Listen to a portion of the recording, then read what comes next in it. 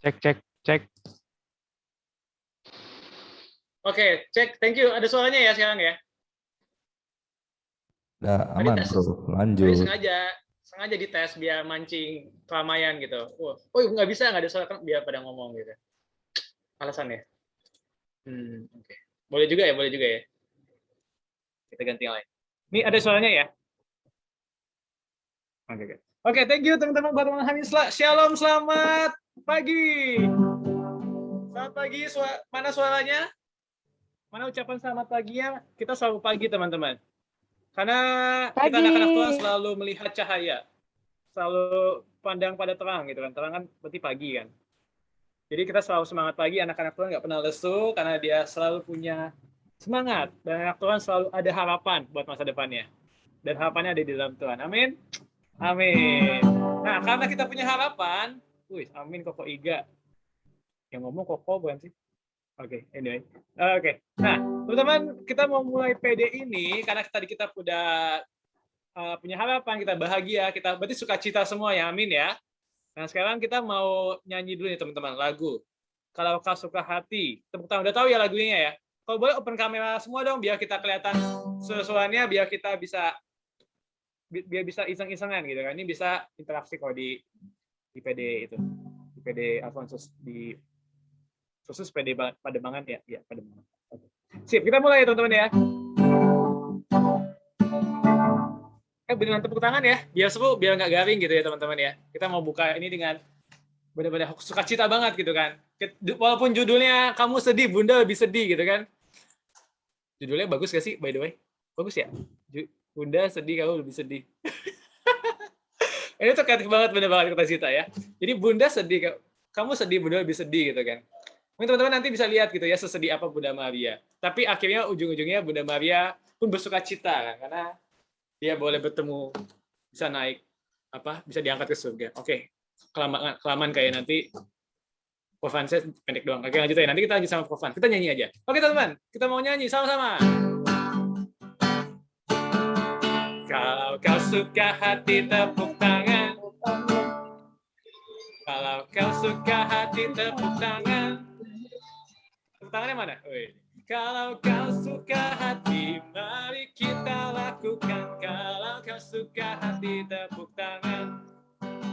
Kalau kau suka hati, tepuk jidat. Pada tepuk jidat beneran ya? Oke. Kalau kau suka hati, tepuk jidat.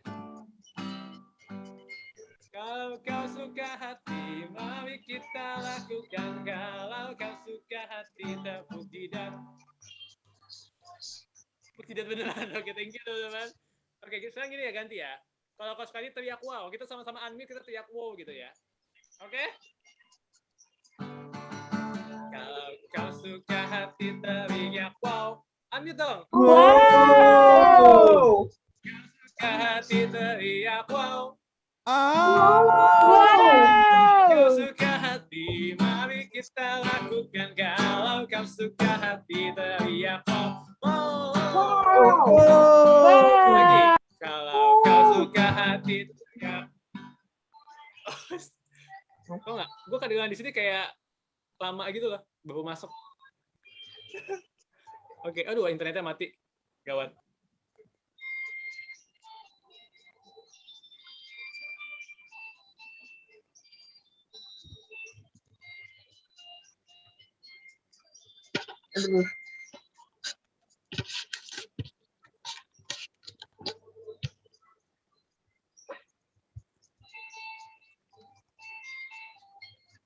Oke, kok Riannya agak terputus sebentar nih teman-teman. Gimana tadi? Udah wow belum? Masih kurang kan? Makanya open cam dulu, kita mau seru-seruan. Kalau open cam tuh kelihatan ekspresinya beneran wow. Di acara tuh wow gitu. Yang belum open kamera dan gak ada halangan boleh open kamera ya. Oke. Masuk ya soalnya ya? Masuk. Wow. Oh, iya tadi sengaja. Emang yang bait ketiga udah gue bikin. Kalau kau suka hati, matiin internetnya. Putus beneran gue. Oke, gak penting. Oke, gak lucu juga. Oke, thank you teman-teman. Semua udah suka hati, tepuk tangan gitu ya. Sekali lagi kita mau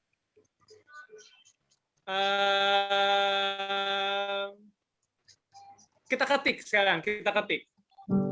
Kalau kau suka hati, aku bilang ketik aku siap gitu ya. Aku siap gitu. Aku siap ikut Tuhan, aku siap ikut PD ini gitu ya. Oke, kita sekali lagi. Aku siap. Kalau kau suka hati, ketik aku siap ikut Tuhan. Kalau kau suka hati, mari kita lakukan. Kalau kau suka hati, teriak. Aku siap ikut PD Alfonsus malam hari ini. Yeay. Oke, teman-teman. Semoga terima kasih udah ikutan, terima kasih udah ada ibaratnya penonton dahsyat gitu kan. Tim Alfonso. Semoga teman-teman semua merasakan sukacita juga dari yang anak-anak tim kita semua satu. Semoga semua merasakan sukacita juga. Amin, amin. Ada Belinda, ada Keisha, ada Linda, ada Helena, ada Kristo, ada Afin. Selamat malam semuanya. Oke teman-teman, kita mau masuk lebih dalam lagi, kita mau tenangkan hati, kita mau mengucapkan syukur. Ada soal Mandarin, guys. Oke, udah. Oke, teman-teman, kita mau tenangkan hati, kita mau bilang, kita mau ucap syukur kepada Tuhan, karena Tuhan begitu baik pada hidup kita. Amin ya, teman-teman. Siapa yang merasakan kebaikan Tuhan? Semua ngerasain ya. Dan semoga apa yang disampaikan tadi, angkat tangannya memang benar-benar dari hati yang terdalam, memang merasakan kebaikan Tuhan. Karena seringkali kita larut dalam kehidupan, dalam aktivitas gitu ya teman-teman ya.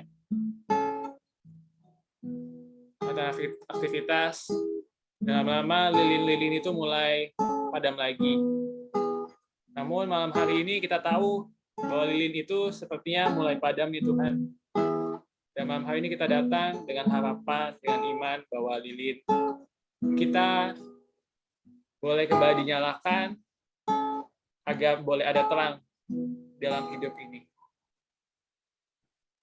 Dan teman-teman, mari bantu berdoa juga agar internetku aman ya. Semoga kita malam hari ini boleh sama-sama memuji Tuhan dan mengucap syukur kepada Dia.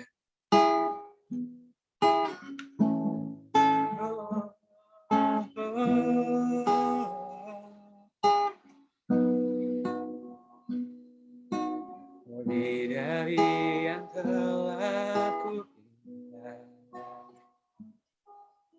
lebih dari yang telah kupikirkan, semua Engkau sediakan dalam hidupku.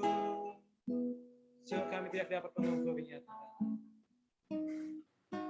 tidak dapat aku mengukurnya, tak dapat aku menghitungnya. Kebesaran kasih-Mu ya Tuhan yang Kau berikan.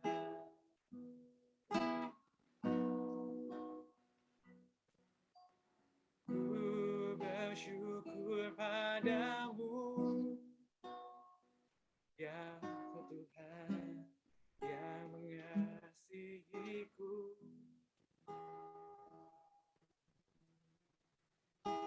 Kaulah jaminan hidupku, hati-Mu ada.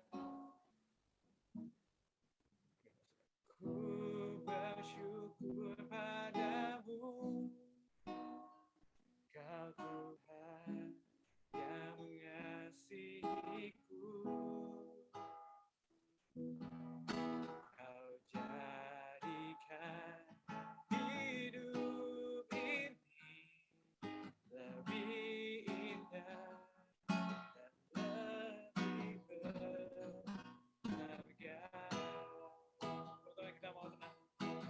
siapkan hati kita mau katakan dan terima kasih untuk setiap berkat-Mu dan setiap makasih untuk setiap kasih. Kami sungguh percaya bahwa Engkau memberikan lebih dari apa yang kami minta, lebih dari yang kami pikirkan. Nah, kami sungguh percaya Kau pasti akan menyediakan segala sesuatunya untuk kami. Kau akan membukakan jalan yang tertutup, pintu-pintu yang tertutup pasti akan terbuka.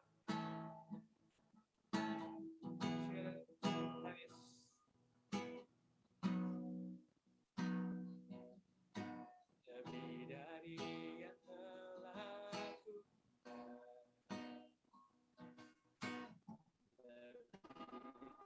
lebih dari yang tak kupikirkan, semua Kau sediakan. Tidak dapat aku mengukur, tak dapat aku menghitung kebesaran kasih-Mu ya Tuhan yang Kau berikan.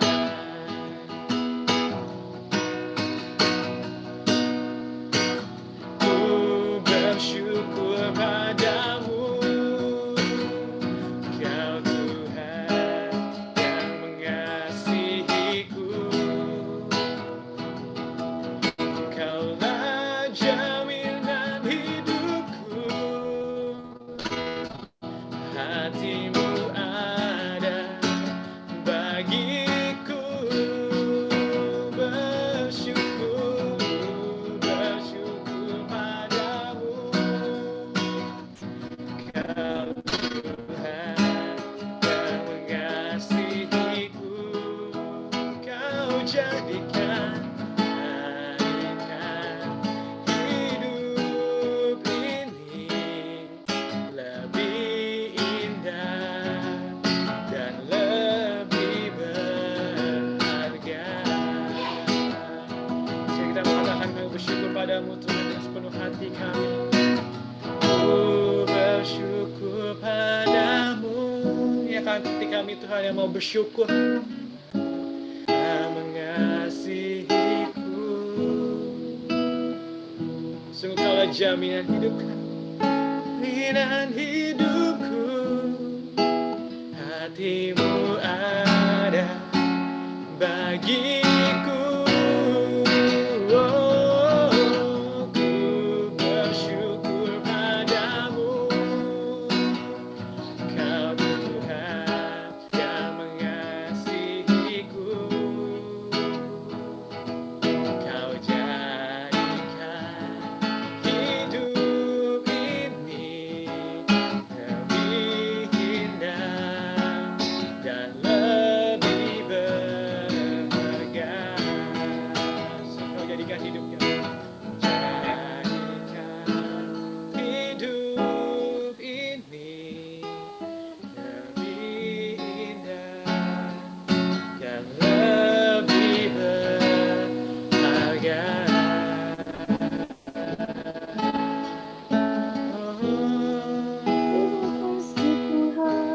Terima kasih Tuhan untuk kasih-Mu, untuk karya-Mu, untuk kebaikan-Mu yang tak habis-habisnya, yang tak terpikirkan. Mungkin dari kami ada yang sulit bersyukur Tuhan, dari kami mau dan iman kami mengucapkan syukur. Kami bersyukur padamu, Kau selalu baik. Oh, terima kasih Tuhan, Kau Allah yang memelihara hidup kami. Kami bersyukur, segala puji dan syukur bagi-Mu. Terima kasih Tuhan. Lord, thank you Jesus. Terima kasih. Terima kasih Tuhan. Terima kasih. Thank you. Terima kasih Tuhan Yesus untuk setiap kebaikan. Terima kasih Tuhan Yesus. Karena Kau tahu siapkan segala urusan.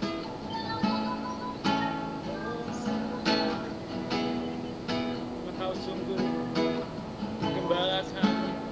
Sungguh kami tak akan kekurangan. Oh, terima kasih Yesus. Terima kasih. Tuhan Yesus, terima kasih untuk setiap berkat dalam setiap hidup kami. Angkat kami Tuhan. Buka hati kami, buka mata kami Tuhan. Kami saat ini mau fokus, duduk diam Tuhan. Kami mau angkat suara kami lebih tinggi lagi Tuhan untuk memuji kebesaran dan memuji kemuliaan-Mu Tuhan. Karena Engkau adalah sungguh Raja, Engkau sungguh dahsyat, Engkau adalah sungguh Raja kami Tuhan. Kami sungguh percaya bahwa mukjizat masih ada dalam setiap hidup kami Tuhan. Sesuatu yang tidak mungkin akan menjadi mungkin di dalam tangan-Mu Tuhan Yesus. Dan kami mau bersyukur atas kebesaran-Mu, atas iman kami, atas perkenanan-Mu dalam setiap hidup kami. Terima kasih Tuhan Yesus, dan inilah kami siap untuk mengangkat suara kami lagi. Kami mau angkat suara kami, mau puji kebesaran-Mu, dan kami mau siap untuk memuji-Mu Tuhan malam hari ini. Yang setuju mengatakan siap, amin, haleluya. Haleluya. Ya, shalom teman-teman semua. Suara Haleluya. mau jelas ya? Jelas. Ini ada Jelas. kesek-kesek kayak. Aman ya, Ri ya? Aman, Bro. Aman ya pokoknya teman-teman ya? Oke. Masih kedengaran. Oke. So, gue jelas juga ya teman-teman ya? Mantap. Oke, teman-teman, kita mau sungguh bersyukur. Kita mau katakan begitu besar kasih Tuhan dalam setiap hidup kita. Kasihnya sungguh tak tercurah bagi dunia. Amin. Haleluya. Yeay.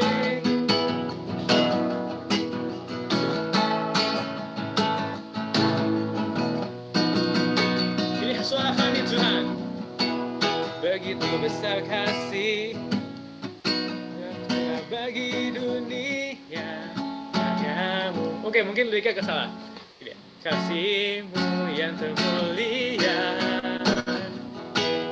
tiada terselami, besar dan ajaib perbuatan-Mu. Kau beri hidup-Mu bagi diriku, tiada yang seperti-Mu. Kau berkuasa selamanya, puji Kau selalu. Semua yang kita katakan, betapa dalamnya, betapa lebarnya kasih setia-Mu. Tiada bandingannya, tiada duanya, tiada seperti Kau.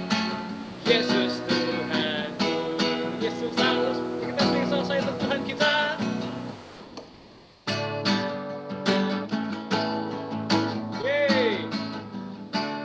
Begitu besar kasih tak tercurah bagi dunia. Karya-Mu, kasih-Mu yang termulia, sungguh tiada terselami Tuhan, tiada terselami, besar dan ajaib perbuatan-Mu. Kau beri hidup-Mu bagi diriku.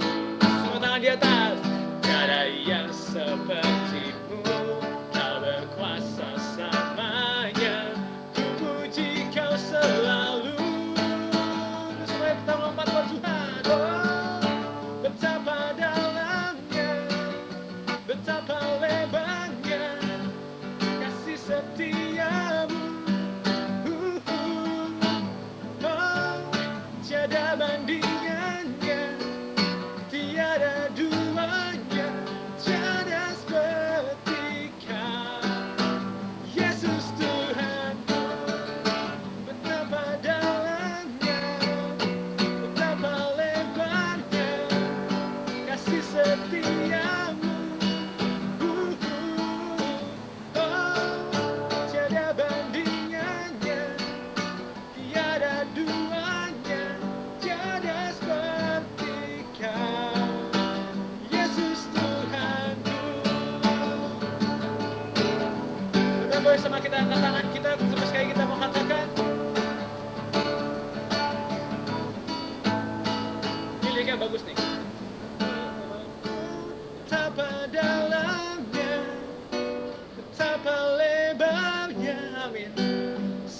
setiamu.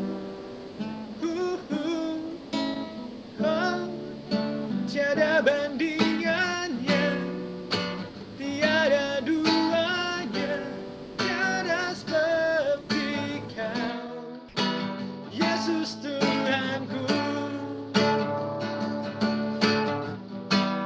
Tiada seperti kau, Yesus Tuhanku.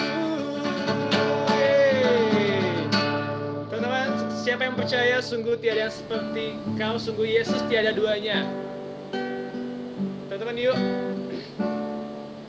kita mau masuk lebih dalam lagi, kita mau masuk ke dalam hadirat Tuhan.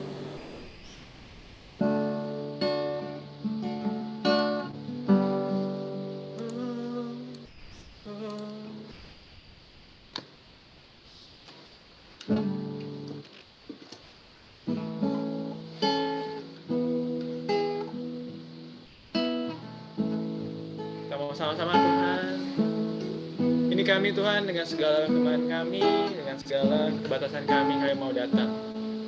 Kami sudah angkat pujian kami sudah mengucap syukur untuk setiap kebaikan-Mu Tuhan. Dan ini kami Tuhan, yang apa adanya. Bahkan Kau lebih mengerti di kami sendiri. Kau yang mengenal kami sejak kami dikandung dan kami masih dalam kandungan ibu kami. Tuhan, hadirlah dalam hati kami, hadirlah dalam Bait Kudus. Dan saat ini kami ada sekitar 16 orang Tuhan, kami mau datang, kami mau mencari malam hari ini. Tuhan hadir di Bait Kudus-Nya, saat Tuhan mencari wajah-Nya, berseru, berdoa, bersujud menyembah, menikmati kehadiran-Nya. Tuhan mau dekat dengan umat-Nya,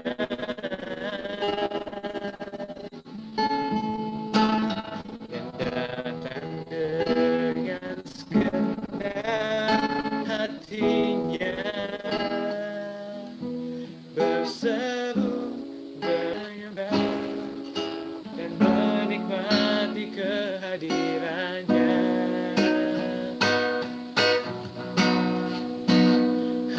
Hadirat-Mu memenuhiku,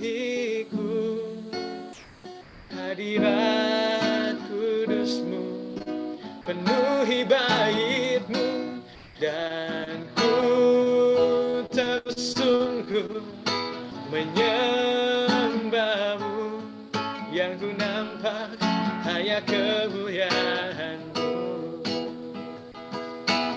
Kita beri Tuhan, kami ingin lebih dalam lagi. Lebih baik satu hari di pelataran-Mu daripada 1000 hari di tempat lain. Oh, Tuhan hadir di Bait Kudus-Nya, saat Tuhan mencari wajah-Nya, berseru, berdoa, bersujud menyembah, menikmati kehadiran-Nya.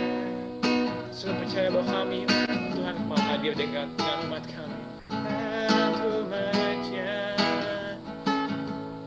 yang datang dengan segenap hatinya, berseru, berdoa, bersujud menyembah, dan menikmati kehadiran. Ya, suara kami Tuhan.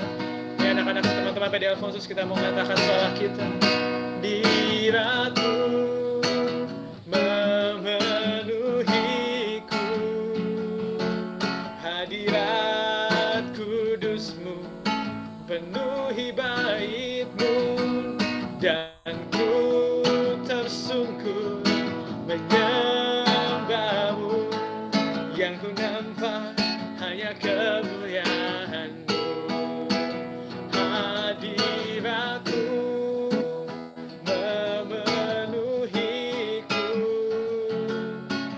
hadirat kudusmu penuhi baitmu, dan ku tersungkur menyembahmu. Yang ku nampak hanya kemuliaan-Mu, dan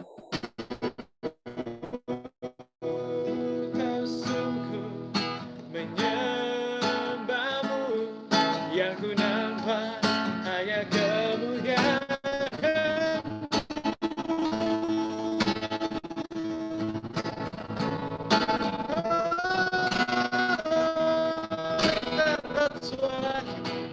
Mari kita sembah di wajah segala Sumadam, segala yang makhluk bernafas menyembah dan memuji-Mu Tuhan. Segala maya kita sama-sama teman-teman, kita angkat suara kita ambil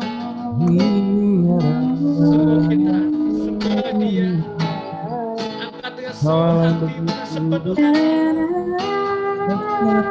Tuhan, bebaskan roh kami Tuhan, biarkan kami boleh sungguh menyembah-Mu. Layak kami hidup, layak hidup, kuasa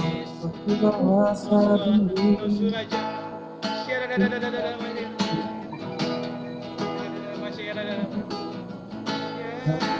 Kau Tuhan, memandang wajah-Mu, rasakan semua. Saat ini mau Tuhan hadir, Dia boleh menjamah setiap hati-hati yang rindu, hati-hati yang penuh harapan. Sungguh Tuhan mau jamah, Tuhan mau katakan bahwa setahu ada harapan di dalam setiap nama. Jangan putus harapan, jangan putus asa. Percayalah pada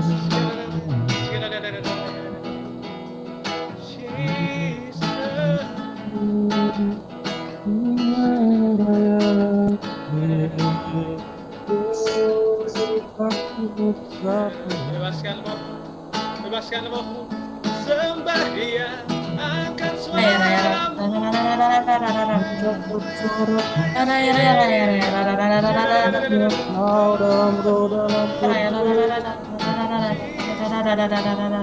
Roh Kudus Ada di hadapan Tuhan, dekat dengan Tuhan, Engkau tak jauh, Tuhan Engkau sungguh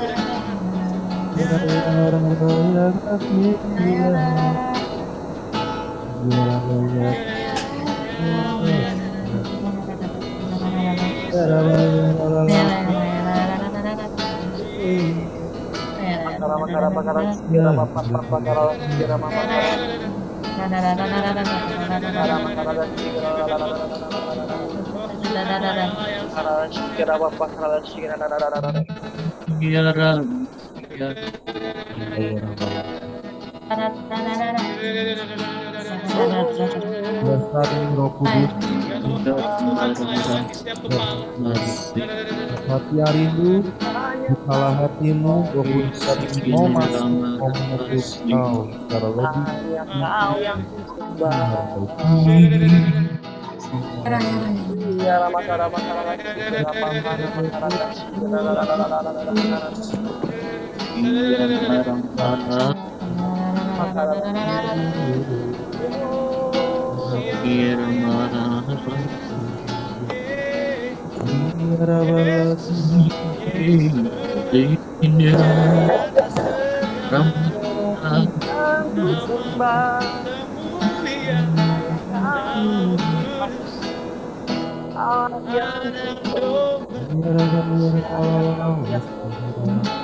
Glory bagimu Tuhan.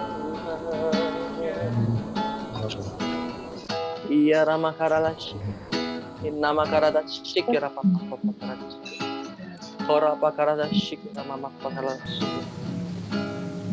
Saya nama Karadashi kira papa Karadashi kira papa, ya Rama Karalashi kira lama.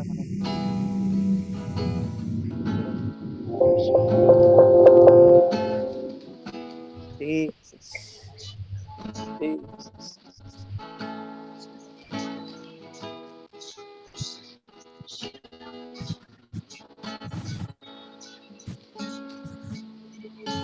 Tuhan, malam ini kami merasakan ada hati yang begitu rindu, namun dia masih ragu. Saat ini biar Roh Kudus-Mu bekerja, sentuh hati seorang anak di tempat ini, agar dia mau membuka hatinya kembali. Dia mau merasakan kembali cinta Tuhan malam hari bekerja sebebas-bebasnya dalam dirinya. Marasiki Karabaya. Saya meneguhkan.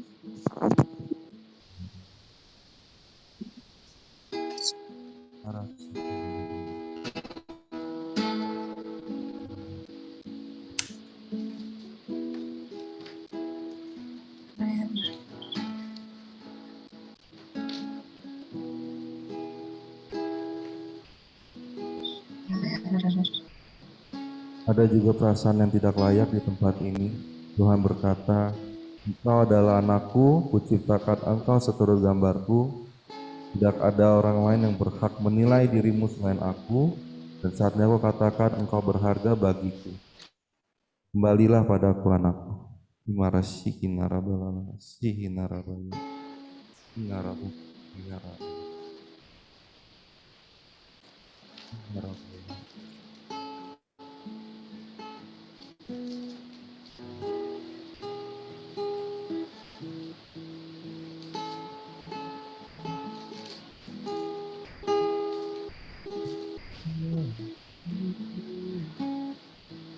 Lihat seorang sosok Tuhan sedang mengetuk pintu hati seorang anak di tempat ini. Tuhan mengetuk dengan pelan dan berkata, "Anakku, bukalah pintumu. Aku menunggumu di sini. Aku menunggu kamu membuka pintu hatimu kepadaku."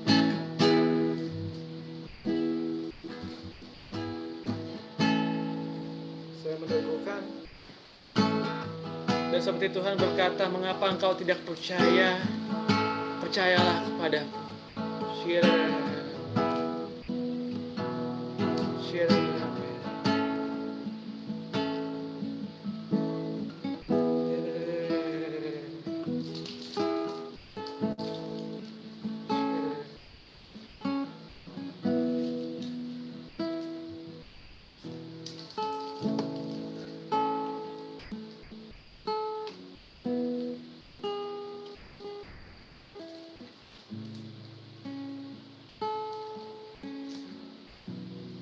Dahulu kerajaan Allah, maka segalanya akan diberikan kepadamu.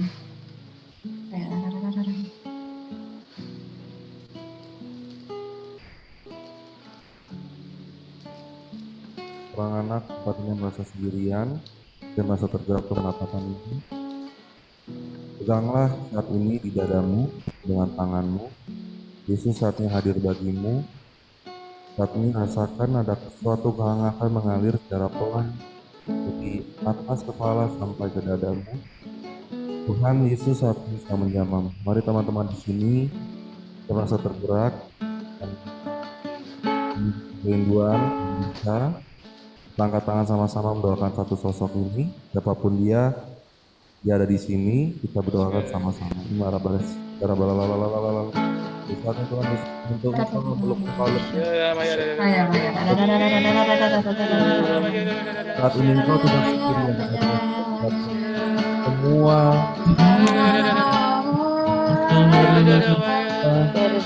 doakan engkau.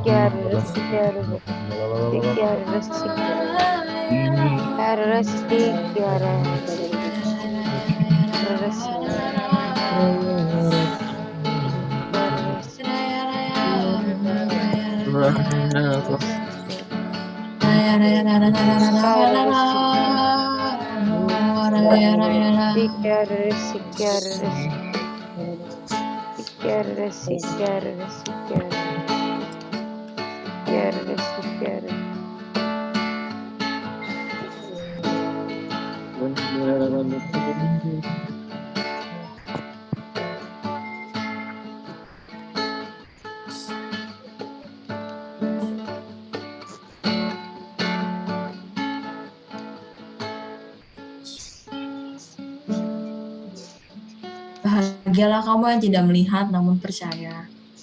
Amin.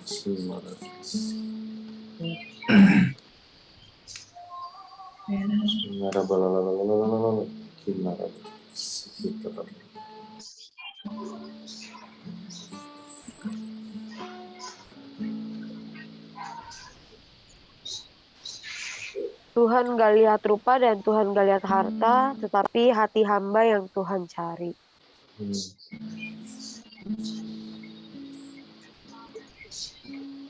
Di mana 2-3 orang berkumpul dalam namaku, akulah di situ ada. Amin. Terima kasih Tuhan.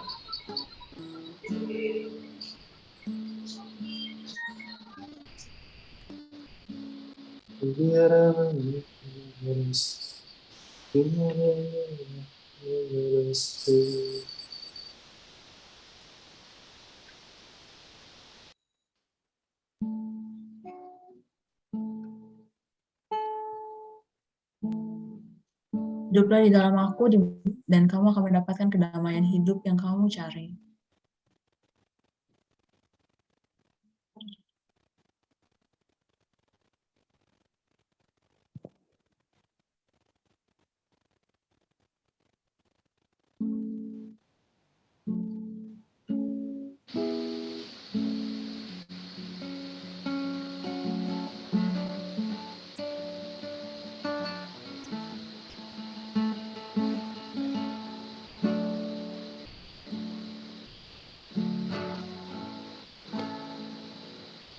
Tuhan Yesus. Terima kasih untuk setiap membuat yang boleh terjadi, setiap pesan-pesan-Mu Tuhan yang boleh membangkitkan iman kami, yang boleh meneguhkan kami semua Tuhan. Kami sungguh percaya bahwa firman-Mu Tuhan, berita bagi kaki kami, firman-Mu bagaikan pedang mata dua yang mampu menyingkapkan segala kegelapan yang dalam hati kami Tuhan, penunjuk kami. Dan Tuhan, dalam hari ini kami mau duduk diam, kami mau siap untuk mendengarkan firman-Mu Tuhan. Kami mau belajar dari satu sosok yang begitu Kau cintai Tuhan. Ialah Bunda-Mu sendiri, Bunda Maria. Bunda Maria semasa hidupnya boleh mengalami berbagai macam misteri kehidupan, berbagai macam mungkin dibilang boleh mengalami berbagai macam pencobaan, boleh mengalami berbagai macam kejadian yang mungkin membuat hatinya sedih. Namun kami mau belajar dari Bunda yang terus taat, yang mau percaya kepada Tuhan bahwa terjadilah padaku menurut kehendak-Mu, percaya bahwa kehendak Tuhan yang terbaik. Dan kami mau belajar Tuhan dari Bunda Maria bagaimana cara untuk boleh menjadi contoh, menjadi anak-Mu yang sejati. Dan kami juga berdoa untuk dan bersyukur atas Kofans yang boleh hadir malam ini Tuhan. Kami sungguh percaya ialah yang terbaik, ialah yang Kau utus, berkatilah ia. Semoga apa yang boleh disampaikannya berasal daripada-Mu Tuhan. Jagalah ia, tutup bungkus dia Tuhan. Biarkan Roh Kudus hari ini tercurah dalam dirinya.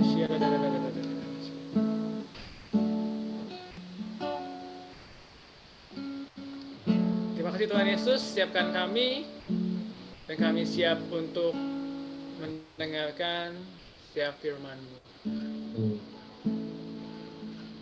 Kemuliaan kepada Bapa dan Putra dan Roh Kudus seperti pada permulaan, sekarang, selalu dan sepanjang segala abad. Amin. Silakan Mas. Ya, cek 1 juta, 2 juta. Teman-teman, suara saya cukup jelas. Iya, thank you Rian buat Praise and Worship yang udah membawa kita semua teman-teman ya bisa sampai sejauh ini gitu ya, bisa mendengarkan firman bahkan masuk ke sesi pewartaan. Boleh dong kasih tepuk tangan buat tim pujian yang udah prepare semua ini, juga semua tim ya. Woo!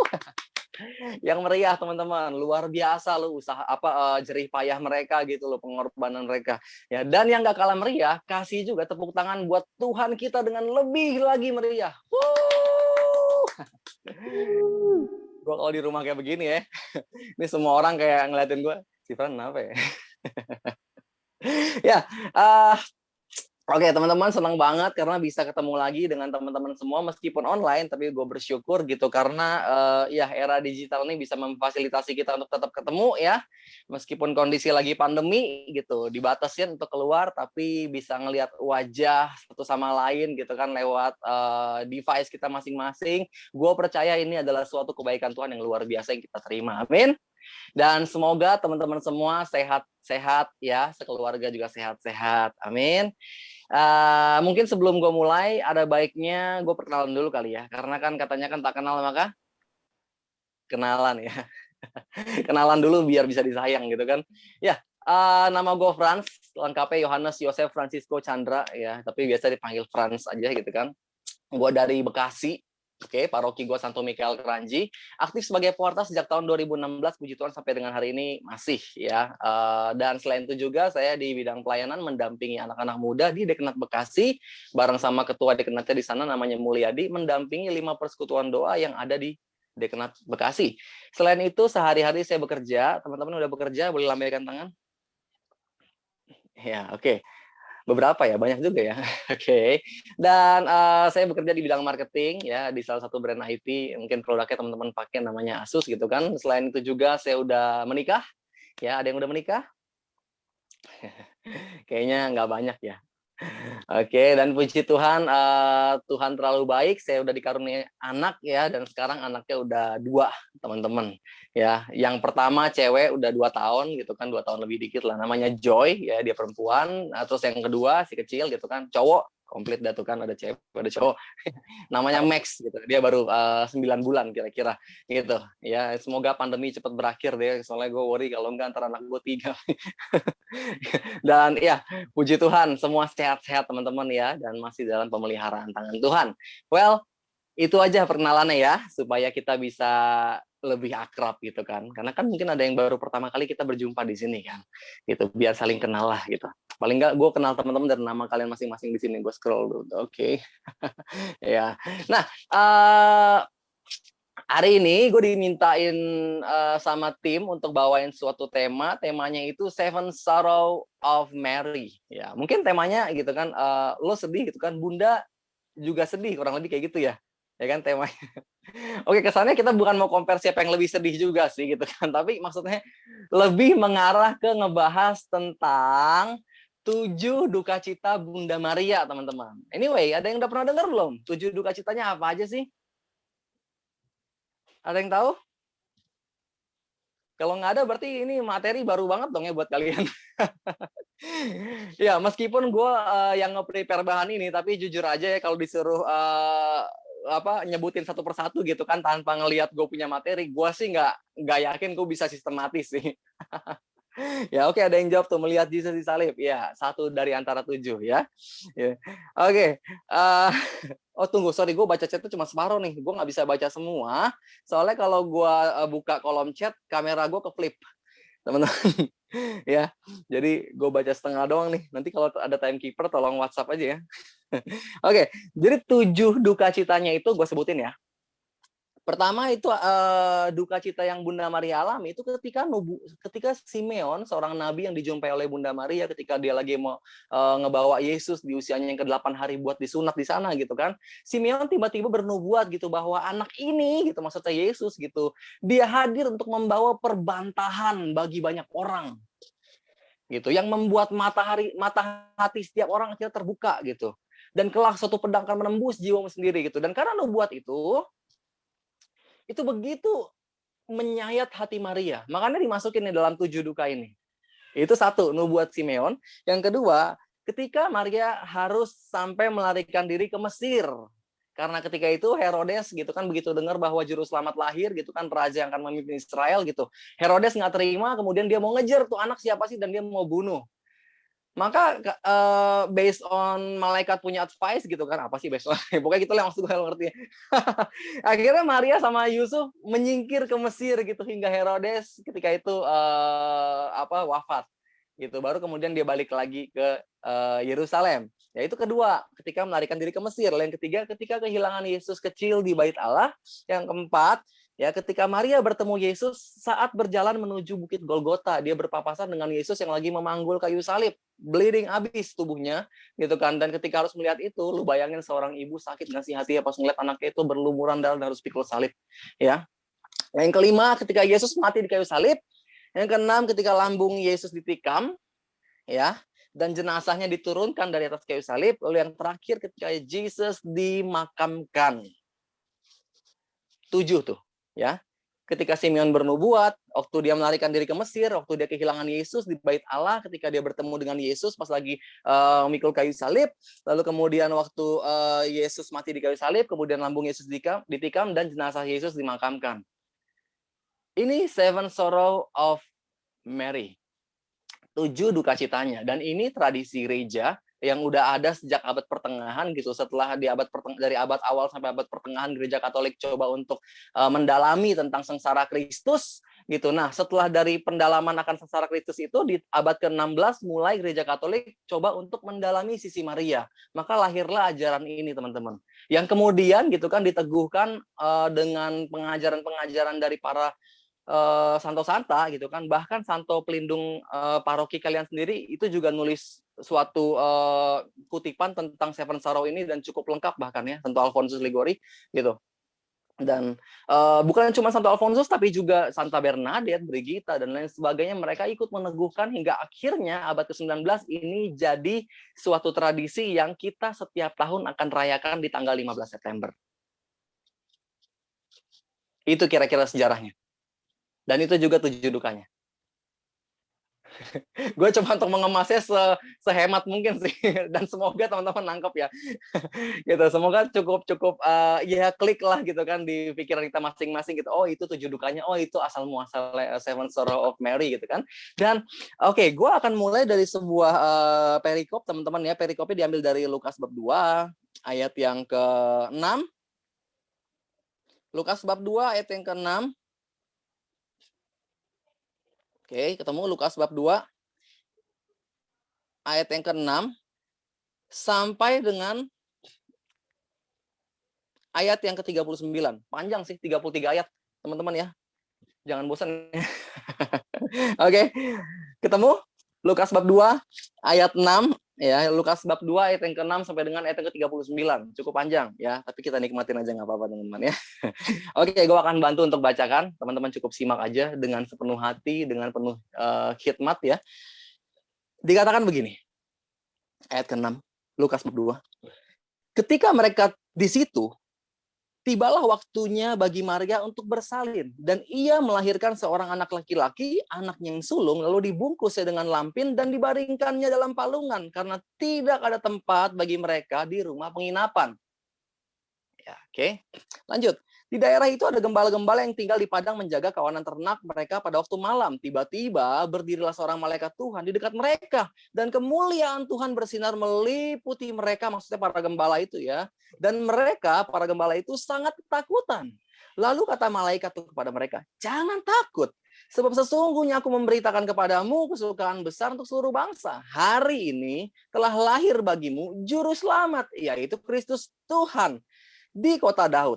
Dan inilah tandanya bagimu, kamu akan menjumpai seorang bayi dibungkus dengan lampin dan terbaring dalam palungan. Dan tiba-tiba tampaklah bersama-sama dengan malaikat itu sejumlah besar bala tentara surga yang memuji Allah, katanya kemuliaan bagi Allah tempat yang maha tinggi dan damai sejahtera di bumi di antara manusia yang berkenan kepadanya. 15. Setelah malaikat-malaikat itu meninggalkan mereka dan kembali ke sorga, gembala-gembala itu berkata seorang pada yang lain, marilah kita pergi ke Bethlehem untuk melihat apa yang terjadi di sana. Seperti yang diberitahukan Tuhan kepada kita. 16, lanjut. Lalu mereka cepat-cepat berangkat dan menjumpai Maria dan Yusuf dan bayi itu yang sedang berbaring di dalam palungan. Oke. 17. Dan ketika mereka melihatnya, mereka memberitahukan apa yang telah dikatakan kepada mereka tentang anak itu. Dan semua orang yang mendengarkannya heran tentang apa yang dikatakan gembala-gembala itu kepada mereka. Tetapi Maria menyimpan segala perkara itu di dalam hatinya dan merenungkannya. Maka kembalilah gembala-gembala itu sambil memuji dan memuliakan Allah karena segala sesuatu yang mereka dengar dan mereka lihat semuanya sesuai dengan apa yang telah dikatakan pada mereka. Lanjut. Dan ketika genap 8 hari, di mana Yesus harus disunatkan, ia diberi nama Yesus, yaitu nama yang disebut oleh malaikat sebelum ia dikandung ibunya.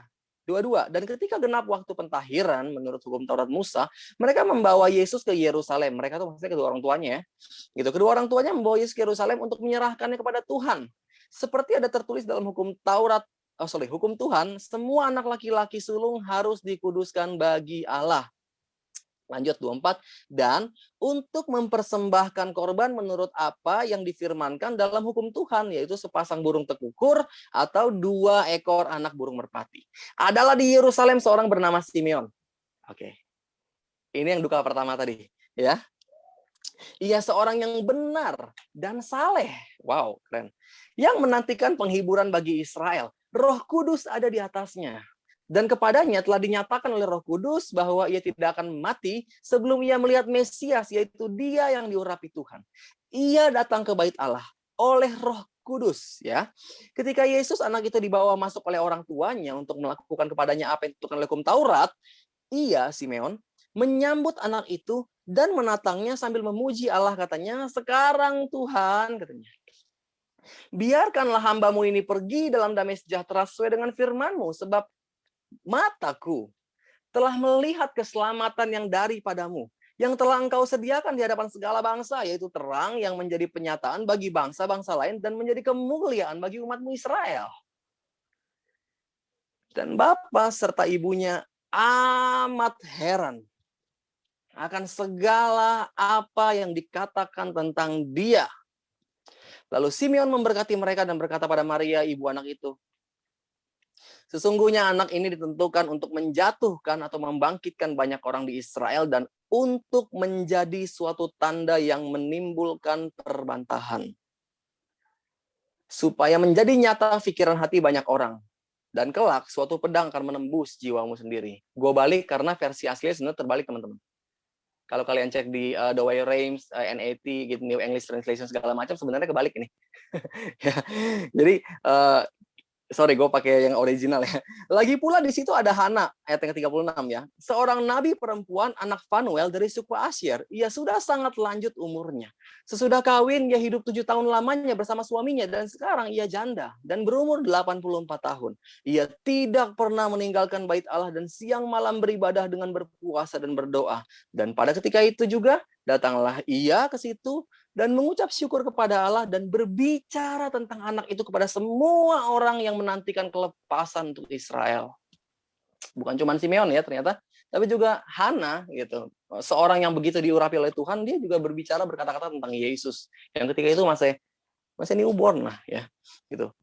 Ayat yang 39 dikatakan apa? Dan setelah selesai semua yang harus dilakukan menurut hukum Tuhan, kembalilah mereka, maksudnya Yusuf, Maria, dan Yesus gitu kan, ke kota kediamannya, yaitu kota Nazaret di Galilea. Demikianlah Injil Tuhan. Terpujilah Kristus. Capek juga ya. Aturan gue rekam aja terus gue setel ulang ya di sini. Oke, ya. Gue tadinya ketika merenungkan tentang Bunda Maria sebelum gue dapat materi, thank you banget lo teman-teman semua untuk materi Seven Story of Mary ini ya. Gue jadi belajar banyak nih ketika udah baca-baca lebih gitu. Gue pikir tadinya puncak kesedihan yang dialami oleh Bunda Maria sepanjang hidupnya itu cuma ada di ketika dia harus melahirkan Yesus di palungan gitu kan, di kandang hewan gitu kan, di gua, dan ketika dia harus melihat bahwa Yesus mati dengan cara yang mengenaskan gitu loh. Gue pikir itu, tapi ternyata enggak. Gereja Katolik malah memaparkan gitu kan, ternyata ketika Yesus harus sampai lahir di palungan gitu kan, di tempat makan hewan gitu kan, dikelilingin sama hewan-hewan, bayangin baunya kayak gimana gitu, dan ya gimana nggak sedih? Menurut gue itu sedih banget gitu. Soalnya kenapa? Karena maaf ya, nggak nyinggung siapapun atau nggak coba untuk membeda-bedakan taraf ekonomi orang gitu kan, tapi semiskin-miskinnya orang ya, rasa-rasanya mereka akan berjuang untuk nggak membiarkan anaknya harus sampai lahir di kandang hewan loh, bener nggak sih? Paling nggak dia akan coba untuk cari tempat yang itu layak lah. Nggak bareng sama hewan-hewan, apalagi harus sampai naruh anak bayinya gitu kan di palungan. Tapi Maria ngalamin itu. Can you imagine gimana perasaan Maria gitu? Ngebayangin anak Allah gitu kan, seorang putra Allah harus sampai lahir di tempat yang nggak layak. Tadinya gue pikir itu. Termasuk juga pas dia coba untuk cari penginapan gitu kan, tapi ternyata nggak ada penginapan yang bisa nampung mereka.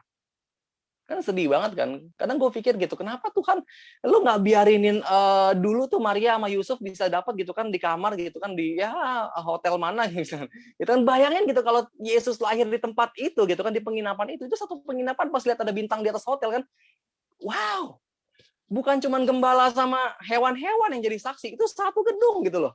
Bisa bisa menyaksikan betapa kemuliaan Tuhan hadir di tempat penginapan itu. Tapi Maria nggak dapat penginapan. Dan ironisnya harus sampai Yesus lahir ya dibungkus dengan kain lampin dan terbaring di palungan.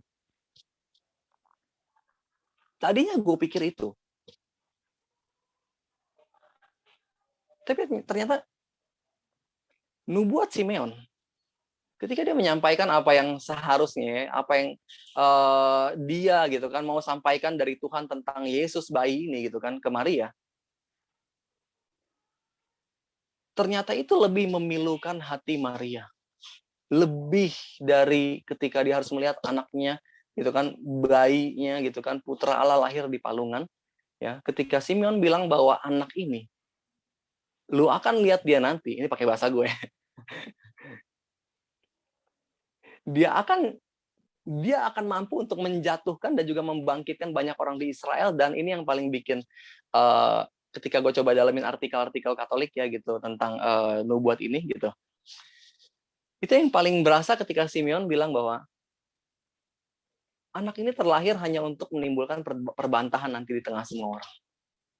Dan lu akan lihat betapa nanti itu hebat banget perbantahan. Sehingga jadi nyata nih pikiran hati banyak orang, mana sih yang benar-benar mau ikut Tuhan, mana sih yang benar-benar menolak hukum Taurat, dan mana yang enggak. Sehingga jadi nyata mana sih yang itu hidupnya benar-benar tulus mencari Tuhan dan mana yang munafik. Sehingga jadi nyata gitu kan, mana sih pikiran orang-orang yang itu mereka tuh penuh dengan dusta dan mana yang penuh dengan kejujuran. Sehingga menjadi nyata pikiran hati banyak orang katanya. Karena kehadiran Yesus itu nanti akan menimbulkan gue dengar suara apa tadi? Perbantahan yang hebat. Gue pikir gue tegur Tuhan, Fran salah ajaran gitu. Just kidding. Gue baca loh enak aja. Sumber gue bahkan dari Vatikan.va segala macam yang pakai bahasa Inggris. Gue coba untuk terjemahin. Ya. Dan ternyata itu begitu memilukan tuh. Ya, apa ya, gimana ngomong? It feels like kayak Jesus fate gitu kan. Dia punya takdir seolah kayak udah tentuin, oh my God, anak gue besar hanya untuk nanti gitu kan. Menghadapi banyak cobaan. Kebayang nggak sih kalau lu misalkan nanti punya anak gitu kan, kemudian ada malaikat datang lah anggap gitu kan dan bilang nih anak lu ntar bakal begini, bakal ribut sama si ini apa segala macam gitu kan, dia akan menimbulkan perbantahan gitu. Kayak ibu tuh pengen supaya semua anak-anaknya bahagia.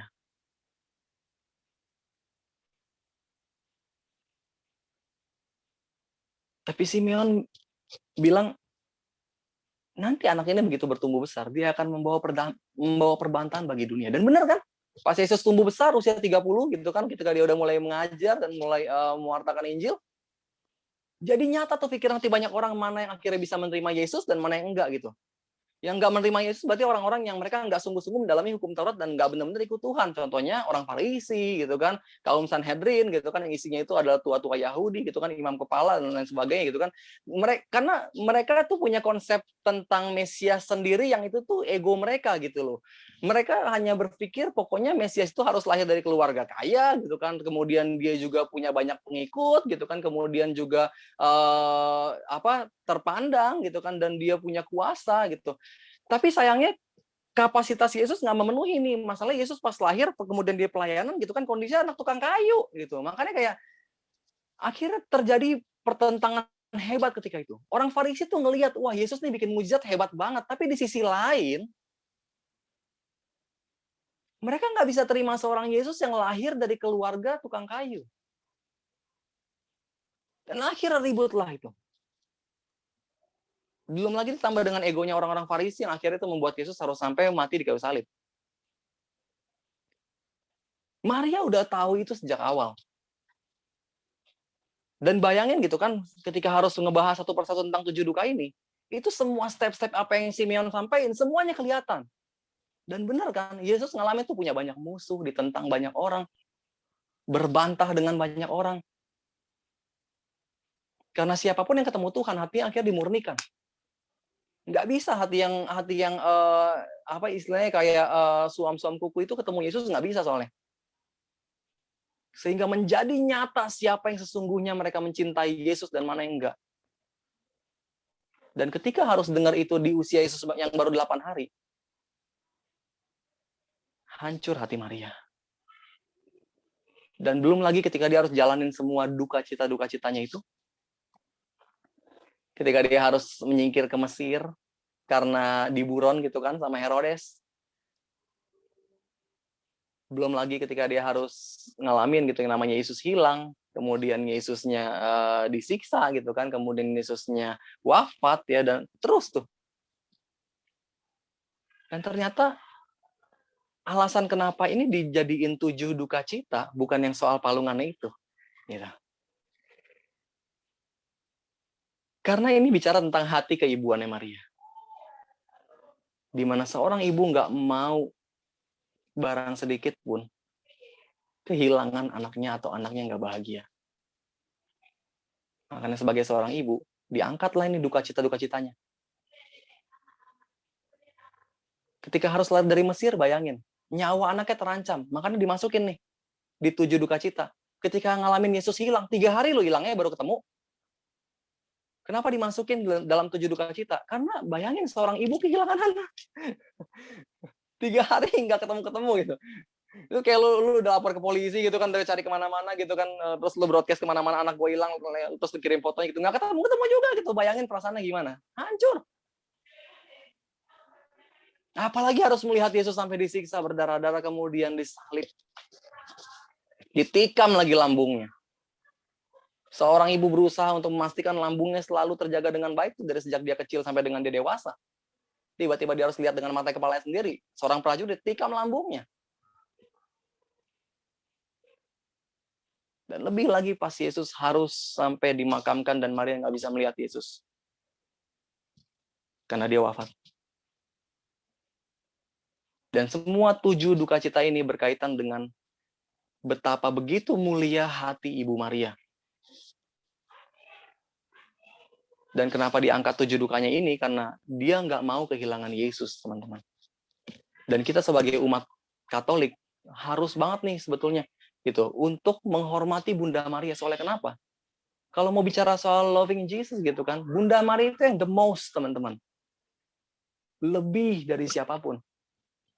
Oke, nggak lebih dari Allah Bapa lah sama Allah Roh Kudus gitu. Tapi ya dia lebih gitu dalam hal mencintai gitu dibanding siapapun ke Tuhan, ke Yesus. Ini gue baru storytelling loh teman-teman, belum masuk ke poin loh. Jam berapa nih? Oh my God, jam 9 kurang. Dan guys, 7 duka cita Bunda Maria ternyata kalau mau dibahas tuh bentuknya seminar dong. Emak gue kan ikut Legio, emak gue kan di mana-mana ada kan Legio, meditasi, taisa segala macam gitu kan, PDKK ada. Dan dia bilang katanya di Legio itu dibikin 7 minggu duka cita Bunda Maria. Gue bahas cuma sejam dong. Lu bayangin aja, makanya gue cepet banget udah kayak lagi bahasa Arab gue ngomongnya. Jelas kidding. Ya, dan oke, itu storytellingnya lah kira-kira gitu kan. Tapi ini yang gue mau angkat teman-teman sebetulnya. Dari 7 duka, dari 7 kesedihan yang Bunda Maria alamin, ternyata meskipun gitu kan ketika itu Bunda Maria begitu mengalami kesedihan, tapi ternyata kesedihan Bunda Maria, duka cita Bunda Maria, itu mendatangkan sukacita besar loh teman-teman. Buahnya bagi dunia. Dan satu message yang gue tangkap ketika coba untuk ngerenungin tentang 7 duka cita Bunda Maria ini ya, sebetulnya tantangan juga sih buat gue gitu, dan gue pengen share gitu. Kita pun juga diajak untuk, meskipun kita mengalami momen sedih, duka, terluka, apapun itu gitu kan, tapi gimana caranya supaya tetap teman-teman, meskipun kita berduka, ya, sukacita itu tetap harus kita jaga. Maria kalau dia nggak ada sukacita untuk menjalani semuanya, gue yakin dia udah berhenti. Berat loh di posisi Maria, tapi kenapa dia bisa? Karena dia punya sukacita. Ini gue juga ambil dari artikel yang gue baca nih, gitu kan, it's about joy gitu yang ada dalam hatinya gitu ya, deep banget gitu. Dan itu dia peroleh dari mana untuk bisa sukacita? Sukacita itu bukan kayak lu memaksa diri lu untuk harus happy di tengah lagi sedih, enggak. Itu namanya kayak lu pakai topeng lah gitu. Ya, sedih-sedih aja lah, ekspresin aja. Gitu, nggak ada yang salah dengan ekspresin kesedihan kita gitu. Tapi enggak, bukan kita memaksa diri kita untuk harus happy pas lagi sedih. No, tapi kita berusaha untuk menemukan hal positif di balik kesedihan yang kita lagi alami, teman-teman. Sehingga hal positif itu nanti akhirnya membangkitkan lagi semangat kita, membangkitkan lagi pengharapan kita, sehingga memampukan kita untuk kembali tersenyum, bersemangat, bersukacita, dan mampu untuk jalani hari-hari kita dengan tough gitu hatinya. Bukan kita maksain diri kita untuk harus happy, enggak. Tapi ada satu alasan. Sukacita itu lahir dari satu reason gitu. Dan kalau bicara tentang sukacita, the only one reason yang bisa membuat kita, alasan yang bisa membuat kita untuk bersukacita itu cuma satu. Tuhan. Sang sumber sukacita. Dan kenapa Maria bisa jalani semua ini dan dia nggak berhenti? Bible boleh aja nulis dia menyimpan segala perkara dalam hatinya.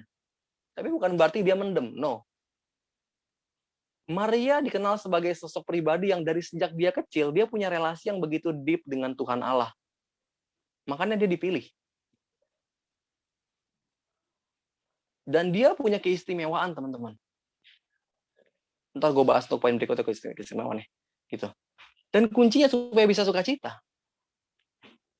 Pertama, kesedihan apapun yang kita alami, kita perlu akomodir nih, teman. Oke, kesedihan boleh kita ekspresin. Nggak ada yang salah dengan ngungkapin teman-teman. Tapi kalau sedih berlarut-larut, this is wrong. Ya, kita boleh sedih, tapi jangan dibiarkan. Ini penting. Soalnya kenapa? Kalau dibiarkan, yang ada bisa menurunkan semangat kita dan bahkan membuat kita gitu kan akhirnya jadi kehilangan harapan. Kita boleh sedih, ekspresin aja, tapi jangan dibiarkan. Anak kecil dari sejak dia kecil, buku Montessori yang gue baca bahkan tentang buku cara merawat mendidik anak gitu kan, itu mengajarkan boleh biarkan mereka menangis, jangan dilarang. Soalnya kenapa? Kalau dilarang, lihat nih, banyak generasi muda seumuran gue yang gedenya itu jadi introvert, pendiam, nggak bisa curhat, semua dipendam sama dia dan tipikalnya meledak. Kenapa bisa? Karena banyak dari mereka yang sejak mereka kecil nggak dibolehin nangis, jangan nangis, cengeng lu misalnya, sama bapaknya sendiri digituin. No, nothing's wrong dengan lo mengekspresikan tangisan itu, nggak ada yang salah. Ekspresiin aja, nggak apa-apa. Yang penting jangan berlarut-larut. Anak kecil dibolehin buat berekspresi nangis, nggak apa-apa. Dan gue belajar sih kayak anak lagi nangis gitu kan, buku Montessori bilang katanya, iya empatiin aja gitu. Iya Joy, jadi ngerti kamu sedih karena mainan kamu rusak. Iya nggak apa-apa, nangis aja dulu, nggak apa-apa. Nanti kalau kamu butuh Daddy, Daddy ada buat peluk kamu. Dan habis dia nangis, dia peluk Daddy-nya, well everything goes fine. Gitu. Itu kayak boleh ya. Tapi kalau dibiarkan ini salah. Dan Maria sedih, boleh. Siapapun boleh. Tapi kita harus mampu untuk mengakomodir kesedihan kita ini apapun itu penyebabnya. Entah itu karena kita patah hati, diputusin pacar kayak gitu kan, ataupun misalkan gara-gara dibohongin teman gitu kan, atau mungkin karena misalkan kehilangan anggota keluarga gitu kan. Apapun itu penyebabnya gitu kan, kita boleh sedih gitu. Tapi yang penting kita perlu mengakomodirnya. Soalnya kenapa? Karena kalau nggak diakomodir dengan baik gitu kan, kesedihan akan membawa orang pada dosa biasanya. Entah dia karena kecewa sama Tuhan atau kehilangan harapan, losing faith or hope, itu juga dosa loh. Ya. Sehingga pertama, belajar dari Maria yang berperkara dalam hatinya. Kita juga diajak untuk berperkara dalam hati kita, gimana caranya. Kesedihan apapun yang kita alami, doa. Untuk setiap apapun kesedihan itu, berdoa, teman-teman. Berdoa, berdoa. Ini penting banget. Hal simple sih sebenarnya. Nggak simple, Fran, gila, yang bener aja simple berdoa. Ya maksud gua, ya doa gitu loh. Karena kalau nggak berdoa, biasanya berdosa. Dan ini untuk membuka hati kita supaya mengizinkan Tuhan untuk hadir gitu, teman-teman. Dan ikut berdiskusi bareng sama kita untuk kesedihan yang kita alamin. Itu doa pintunya. Dan Maria adalah sesosok ibu yang hidupnya dipenuhi dengan kehidupan doa yang luar biasa. Bahkan dari sejak dia kecil. Dan kita juga diajak berdoa. Ya. Ingatin diri kita masing-masing, coba saling mengingatkan juga sih penting gitu kan. Dan tapi pertama coba untuk ingatkan diri kita, Frans berdoa ya. Frans, untuk setiap kesedihan apapun yang lo alamin, Frans berdoa gitu. Berdoa. Ya. Supaya apa? Supaya jangan kita pikul tuh beban sendirian teman-teman dan kita jatuh dalam dosa. Supaya kesedihan itu bisa diakomodir dengan baik. Banyak anak-anak muda, bahkan anak-anak pelayanan yang pas contoh habis patah hati gitu kan, diputus sama mantan pacarnya gitu. Pulang ke rumah dia buang sampah kemana-mana. Nah, maksud gue ya dalam tanda kutip buang sampah gitu, kayak dia luapin emosinya gitu kan gitu. Bapaknya dibentak, emaknya kebalik. Bapaknya dijutekin, emaknya dibentak gitu kan. Kalau bapaknya dibentak, emaknya dijutekin gitu kan. Bapak dibentak sih, kalau bapak gue dulu digoreng. Nggak mungkin dibentak. Bisa masuk dalam panci kali gue. Sorry, agak bego ya ilustrasi gue. Ya, pas dia kesel gitu kan, itu orang tua jadi pelampiasan gitu. Kemudian adiknya juga jadi pelampiasan gitu. Semua dimarah-marahin sama dia. Lihat, ini no. Kita harus bisa akomodir gitu emosi kita. Boleh kita sedih, tapi jangan sampai nggak terakomodir dengan baik gitu loh. Makanya perlu berdoa. Pas lagi marah-marahnya, cepet-cepet bungkus diri kita gitu. Dengan hadirat Tuhan. Dan berdoa. Better kita masuk ke dalam kamar dan kunci pintu sebelum kita ketemu orang, sampai hati kita tenang. Kita nangis-nangis dulu di hadapan Tuhan gitu. Baru ntar kita ketemu sama yang lainnya. Supaya apa? Jangan sampai orang juga harus sampai ikut merasakan kesedihan kita. Bukan ikut merasakan dalam arti gini, ikut jadi pelampiasan sih, merasakan boleh aja, tapi jangan sampai jadi pelampiasan. Gua ralat. Ya. Oke. Berdoa. Ya, akomodir perasaan sedihmu, berdoalah. Itu poin gue yang pertama. Lalu yang kedua gitu kan, sedihlah untuk satu alasan yang jelas teman-teman gitu. Bunda Maria hanya sedih di momen-momen di mana dia begitu takut ketika dia harus kehilangan anaknya. Ya, ada anak-anak muda yang pasti lagi sedih. Ini hanya sedih untuk alasan-alasan yang mungkin kayak sebenarnya itu enggak. Lu perlu bersyukur di situ gitu. Nggak perlu sampai sedih sedalam-dalam gitu. Contohnya kayak gue pernah ada teman yang dia cewek ya gitu, dia dapat pacar cowok lah. Kalau cewek kan lesbi dong. Gitu. Dan ketika itu dia ya pokoknya cowoknya berlaku jahat lah gitu kan. Lu ngerti lah maksud gue kan, pacaran anak muda yang jahat tuh kayak gimana sih gitu kan, ke dia teman gue yang cewek ini, dan cewek ini curhat gitu kan. Lalu kemudian dia nggak lama kemudian gitu setelah pokoknya pacarannya mesum deh, gue tuh ada poinnya gitu kan. Kemudian diputusin sama cowoknya gitu, dan ketika itu dia sedih banget gitu. Dan waktu itu dia cerita ke gue dan curhat gitu. Dia sampai nangisnya bisa sampai berhari-hari, entah ketemu gue curhatnya hal yang sama. Ketemu gue lagi kemudian curhatnya dia sama pacar barunya itu, jangan-jangan pacar baru juga dijahatin sama dia segala macam. Gue sebenarnya nggak mau pikirin sampai sebegitunya sih. Tapi maksud gue kayak, enaknya gue bilang ke dia, kayaknya lu perlu ini deh, harusnya melihat satu hal positif yang Tuhan udah reveal gitu loh lewat relasi lu dengan dia. Bukankah harusnya lu bersyukur karena lu putus oleh kenapa? Bayangin. Kalau sampai amit-amit gitu kan, karena cara pacaran lu gitu dengan dia yang nggak beres gitu, kemudian amit-amit lu lahir di luar nikah, lu harusnya bersyukur lagi. Karena itu nggak sampai terjadi dan lu bisa akhirnya ya jalani hidup lu, gue bilang. Dan buat apa lu tangisin dia? Gitu. Tangisin kepergian dia. Justru ya lu bersyukur aja untuk semua ini dan jadikan pengalaman gitu. Gue jadi ingat teman gue sih, kalau poin yang gue angkat sih.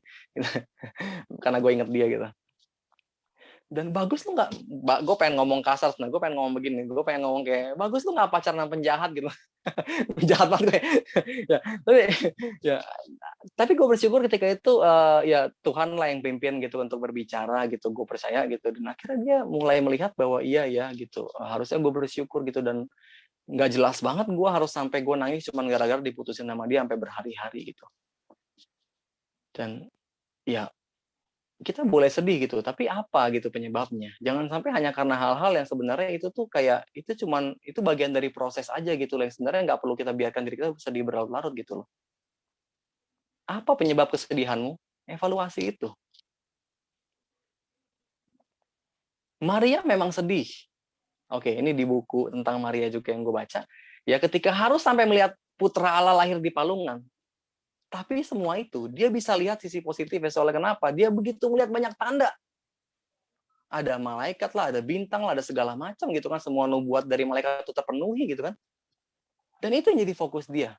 Sehingga dia nggak jadiin alasan bahwa Yesus lahir di kandang hewan itu jadi momen yang begitu menyakitkan gitu.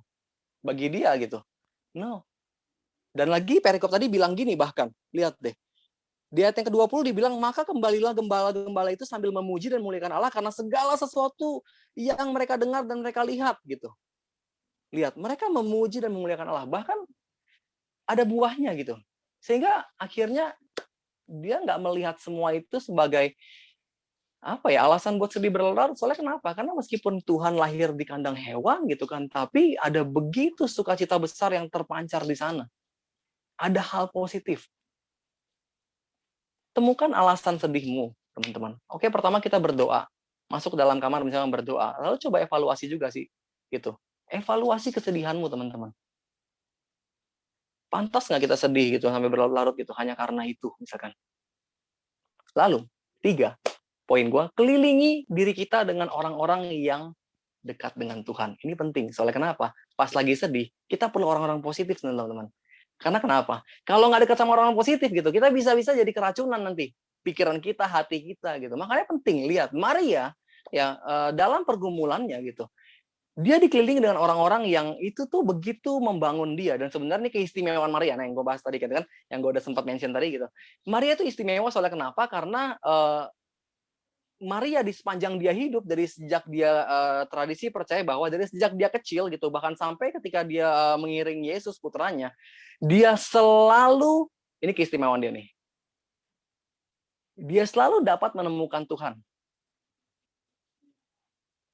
lewat siapapun. Siapapun yang ngomong ke dia, itu Tuhan yang ngomong.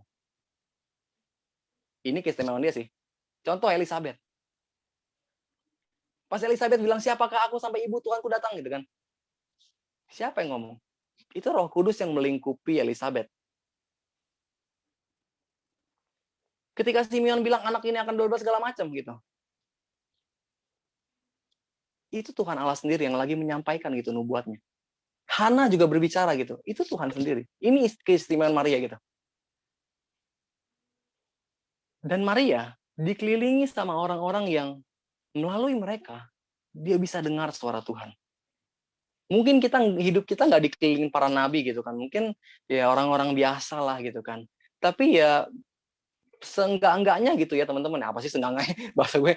Setidak-tidaknya ya. Biarlah orang-orang yang mengelilingi kita adalah orang-orang yang mereka dekat dengan Tuhan, teman-teman gitu. Makanya perlulah komunitas. Supaya apa? Kita bisa merasakan kehadiran Simeon di masa kini, Hana di masa kini, Elizabeth siapapun mereka gitu. Ketika misalkan Rian gitu kan, pas dia lagi nge-WL gitu, terus tiba-tiba dia bernubuat itu kan kita teguhkan, contohnya kayak gitu. Gitu kan. Ini kita perlu komunitas. Karena melalui komunitas, kesedihan kita mampu diakomodir supaya diubahkan jadi sukacita. Dan tentunya komunitas rohani. Kelilingi diri kita dengan orang-orang dekat dengan Tuhan. Komunitas. Ya. Lalu, yang keempat, ya. Merenungkan segala perkara dalam hati itu bukan berarti memendam, teman-teman ya. Maria merenungkan segala perkara dalam hati. Maria merenungkan segala macam gitu kan. Itu bukan berarti kayak itu memendam, enggak. Merenungkan tuh beda loh. Merenungkan tuh kayak kita coba untuk menemukan, teman-teman. Apa yang Tuhan mau dari kesedihan kita. Ketika kita merenungkan suatu materi pelajaran misalkan itu kan berarti kan kita lagi coba untuk menyelami ya gitu. Apa sih yang mau disampaikan gitu sama buku ini misalnya gitu. Sama nih, merenungkan kejadian hidup kita gitu. Itu artinya kita kayak menyelami dan coba untuk menggali gitu. Apa sih yang Tuhan mau gitu lewat kejadian, lewat kesedihan gua ini gitu. Ya. berdoa, lalu kemudian evaluasi kesedihanmu, gitu kan. Pantas nggak kita sedih untuk hal itu, gitu. Lalu kemudian ketiga, kelilingi diri kita dengan orang-orang ya, yang dekat dengan Tuhan. Lalu yang keempat, renungkan kesedihan kita, teman-teman. Pergumulan kita lah mungkin bahasanya. Itu apa yang lagi kita alami, gitu kan, kondisi berat kita. Coba untuk renungkan Tuhan mau apa sebenarnya. Temukan kehendak Tuhan. Dan tentunya ini berkaitan sama poin pertama, gitu kan, berdoa ini penting. Gitu. Karena tanpa kehidupan doa sulit untuk bisa nemuin kehendak Tuhan. Soalnya kenapa? Karena doa yang bikin kuping kita peka sama hati kita untuk dengar suara Tuhan. Gitu. Entah pas sama ngomong lewat masuk ke telinga kita message-nya gitu kan, atau pas ada dorongan di hati gitu. Doa bikin kita peka. Dan tentunya untuk bisa merenungkan poin keempat gue ini gitu. Ini perlu yang namanya saat teduh, teman-teman. Yang rutin dilakukan setiap hari. Karena dengan berdoa tiap hari, tajam pendengaran kita akan suara Tuhan. Itu sama kayak dengan lu dengar suara nyokap lu tiap hari gitu kan. Nyokap lu manggil lu di pasar nih ya, meskipun nama lu nggak disebut gitu. Lu tahu tuh suara nyokap pasti. Kalau gue suka manggil dede gitu kan. Itu semua adik-adik kan bisa nengok kan di pasar gitu. Bukan cuma gue yang adik gitu. Tapi kenapa gue bisa tahu suara nyokap? Because every day gitu gue dengar suara dia. Sama.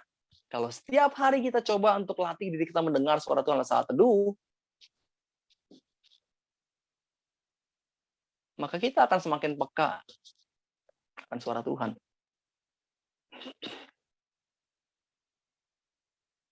Ya. Sorry jadi serius gini.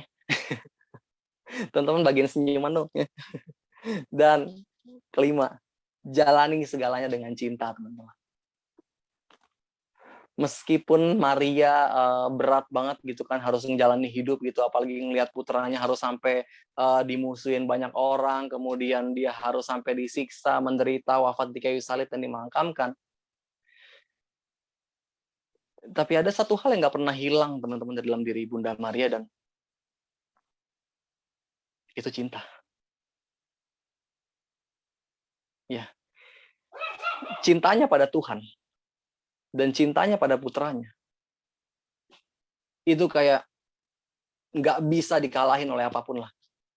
Dan hati yang kayak begini nih yang kita juga perlu miliki, teman-teman. Mau apapun kejadian hidup yang lagi menerpa kita, hati kita tetap buat Tuhan. Cinta kita tetap, teman-teman. Dan bukan cuma pas lagi ngadepin pencobaan gitu atau masalah sebenarnya sih. Bahkan dalam kenyamanan hidup pun hati kita tetap, teman-teman, buat Tuhan. Jangan salah loh, kenyamanan juga bisa membuat orang jauh dari Tuhan. Serius. Dan sebenarnya pencobaan paling berat itu kenyamanan. Karena kenapa? Kalau lagi di dalam masa berat gitu kan, option untuk datang ke Tuhan tuh biasa muncul. Dorongannya gitu loh. Kayak antara lu mau datang atau enggak gitu. Tapi pas lagi nyaman, ya, untuk berpikir tentang ke Tuhan, itu seringkali kayak nggak ada loh.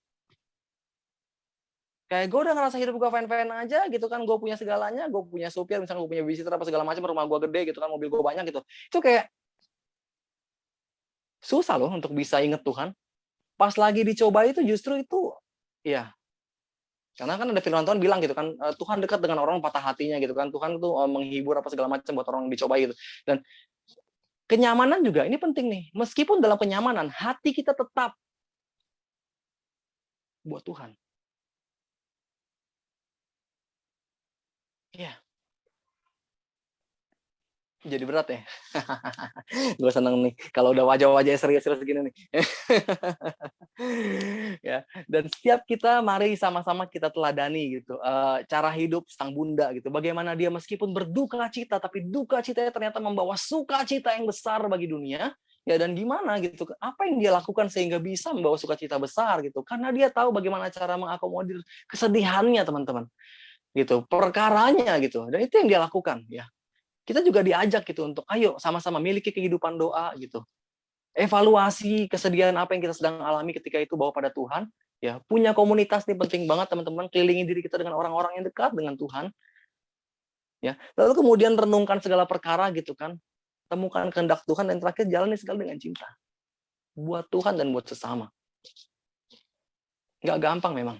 Berat. Untuk bisa ngejalanin semua poin-poin ini. Tapi kalau mungkin kita coba take notes gitu kan dan coba untuk ingat gitu kan, coba terapin.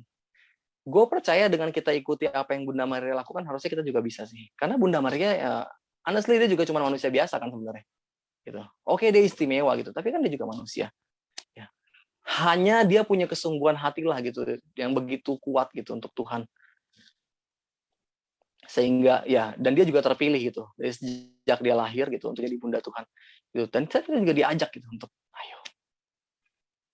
Gue pernah ngalamin kesedihan dan gue sebenarnya jujur harusnya gue nggak sedih juga sih untuk hal itu gitu, karena ya gue sempat sedih karena itu kejadiannya tahun berapa ya, 2000 berapa ya, ketika itu gue belum kuliah deh pokoknya gitu, dan adik gue lagi kuliah gitu, dan yang cowok juga koko gue lagi kuliah gitu.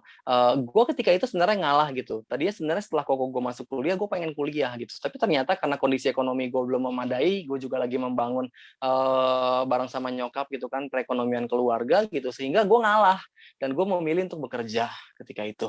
Dan kok waktu habis. Oh, oke, thank you Pre. Ya, oke, gue sharingnya 10 menit lagi, mateng nih. Gue cepetin deh. Dan teman-teman minta waktu dikit ya. Mungkin 5 menit gue cepetin ya. Gue sempat sedih gitu karena gue ngerasa kayak gue pengen kuliah gitu, tapi kok gue nggak gue ketinggalan gitu loh.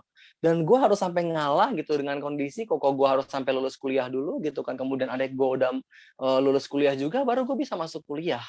Dan kondisi ketika itu salahnya juga gue nge-compare diri gue dengan orang-orang gitu yang lain gitu, terutama teman-teman sekolah gue gitu, waktu gue ngeliat mereka di media sosial yang udah wisudaan, bahkan ada yang udah pas baru lulus langsung dapat kerja, ada yang kerja di luar negeri, itu kayak membuat gue God gitu, gue pengen kayak begitu sebenarnya.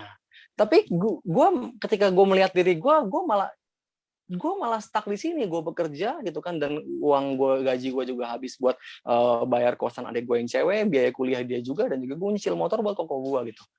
Dan belum lagi ya gue stuck, gue sampai bilang gitu, Tuhan boleh nggak sih gue stop pelayanan, gue bilang, karena gue di pelayanan dan ketika lo lagi jadi ketua dekan baru, dan gue bilang mungkin gue harus nggak sih Tuhan untuk gue kayak mereka gitu loh, jalanin hidup di dunianya gitu, dan mereka gitu, dunia gue ya gitu, gue bekerja, gue kejar itu yang namanya ya kekayaan lah, let's say gitu. Dan makin sedih gitu kan, ini medsos bahaya sebenarnya, kalau nggak bijak bisa bikin lu makin makin kegerus gitu loh sukacitanya gitu. Dan sebenarnya gue nggak perlu berduka cita dong untuk hal kayak begitu, karena gue udah mengcompare diri gue dan ini udah salah gitu loh dengan orang lain gitu. Sampai akhirnya di puncak kesedihan gue, ketika itu emosi gue meledak-ledak gitu, dan sampai-sampai gue suka marah-marah nggak jelas di rumah gitu kan, kemudian sempat juga gue ribut sama koko gue gitu kan, dan lagi juga ke adik gue, apalagi pas jemput dia kuliah di UI gitu kan, gitu bolak-balik tiap hari Minggu tuh kayak capek gitu, kemudian gue sempat marahin dia juga gitu, dan gue inget ketika itu sampai di rumah kami masih bertengkar dan gue bikin dia nangis. Nggak main kasar teman-teman, yang jangan mikir gimana-gimana nih gitu, cuman gue coba untuk ngungkit apa yang udah gue lakuin gitu untuk perjuangin kuliah dia gitu. Dan sampai akhirnya ketika dia bilang, kok lu tuh beda banget, gue lihat pada lu aktif di gereja tapi lu kayak begini loh kok, kata dia. Kecewa gue kok, udah gue coba untuk cari duit sendiri kata dia, dan gue kuliah sendiri kata dia. Dan ketika itu tuh langsung kayak menusuk hati gue, dan akhirnya membuat gue bersyukur gue stop emosi gue ketika itu semua karena Tuhan lah, gue percaya gitu, karena udah diingetin gitu, lu anak pelayanan Fran, tapi lu kok kayak gini, lu ledakin semua emosi dan lu nggak akomodir dengan baik gitu. Jadi gue bersyukur ketika itu Roh Kudus mendorong gue untuk masuk ke dalam kamar, gue kunci pintu, gue nggak mau ketemu dengan siapapun dulu selama berjam-jam gitu, dan gue coba untuk merenung dan gue berdoa. Dan gue inget ketika itu gue sebenarnya bingung mau ngomong apa, tapi gue akhirnya coba untuk bilang ke Tuhan, Tuhan lo tahu gue mess banget nih sekarang, gue bilang, dan gue perlu banget lo Tuhan. Tuhan, gue hidup gue gini-gini aja gitu. Ketika gue coba untuk lihat teman-teman gue gitu, gue kayak malah gue ketinggalan. Dan gue bilang, Tuhan tolong gue. Dan ketika itu pas gue minta pertolongan Tuhan, gue nangis. Dan gue masih ingat sih, Tuhan ketika itu cuman kayak ngebayangin hal-hal yang itu tuh kayak, lu pelayanan gitu kan sebenarnya bukan gue yang minta Frans, tapi lu yang mau kan dan lu bilang mau balas segala kebaikan gua gitu. Lu yang mau Frans untuk datang ke sini gitu.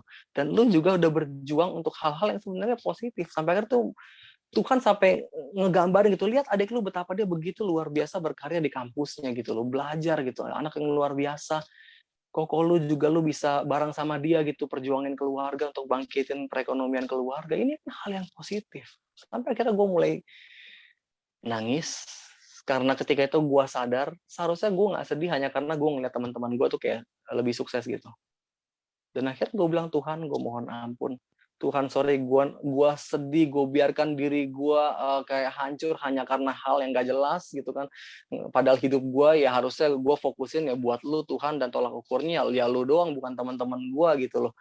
Dan ketika itu gue minta ampun, gue minta Tuhan pulihin, dan puji Tuhan, selepas dari momen itu, gue kembali bisa merasakan namanya sukacita sih. Dan kayak ketika mau lihat medsos pun ke teman-teman gue gitu, gue coba untuk berdoa, coba untuk tarik hal positif. Wah, teman-teman gue yang dulu bandel bareng sama gue ternyata udah sukses ya. Dan itu Tuhan tolong berkati mereka gitu, kayak Tuhan ubah semuanya. Dan puji Tuhan, momen yang paling begitu nyentuh banget itu ketika adik gue lulus. Gue masih inget pas lulusan adik gue yang cewek gitu kan, ketika kami ke kampusnya gitu, gue bokap nyokap gitu kan, dan kemudian dia lulus dengan nilai yang begitu luar biasa teman-teman ya, bukan pamer atau gimana enggak, tapi emang gue akui 4 bersaudara gue gitu kan, gue anak kedua, nih anak ketiga paling pintar cewek nih gitu, makanya dia sampai ngambil S2 dan sekarang S3 di Swiss gitu, karena ketika itu dia lulus dengan IPK almost 4 teman-teman ya gitu, itu 3,9 something.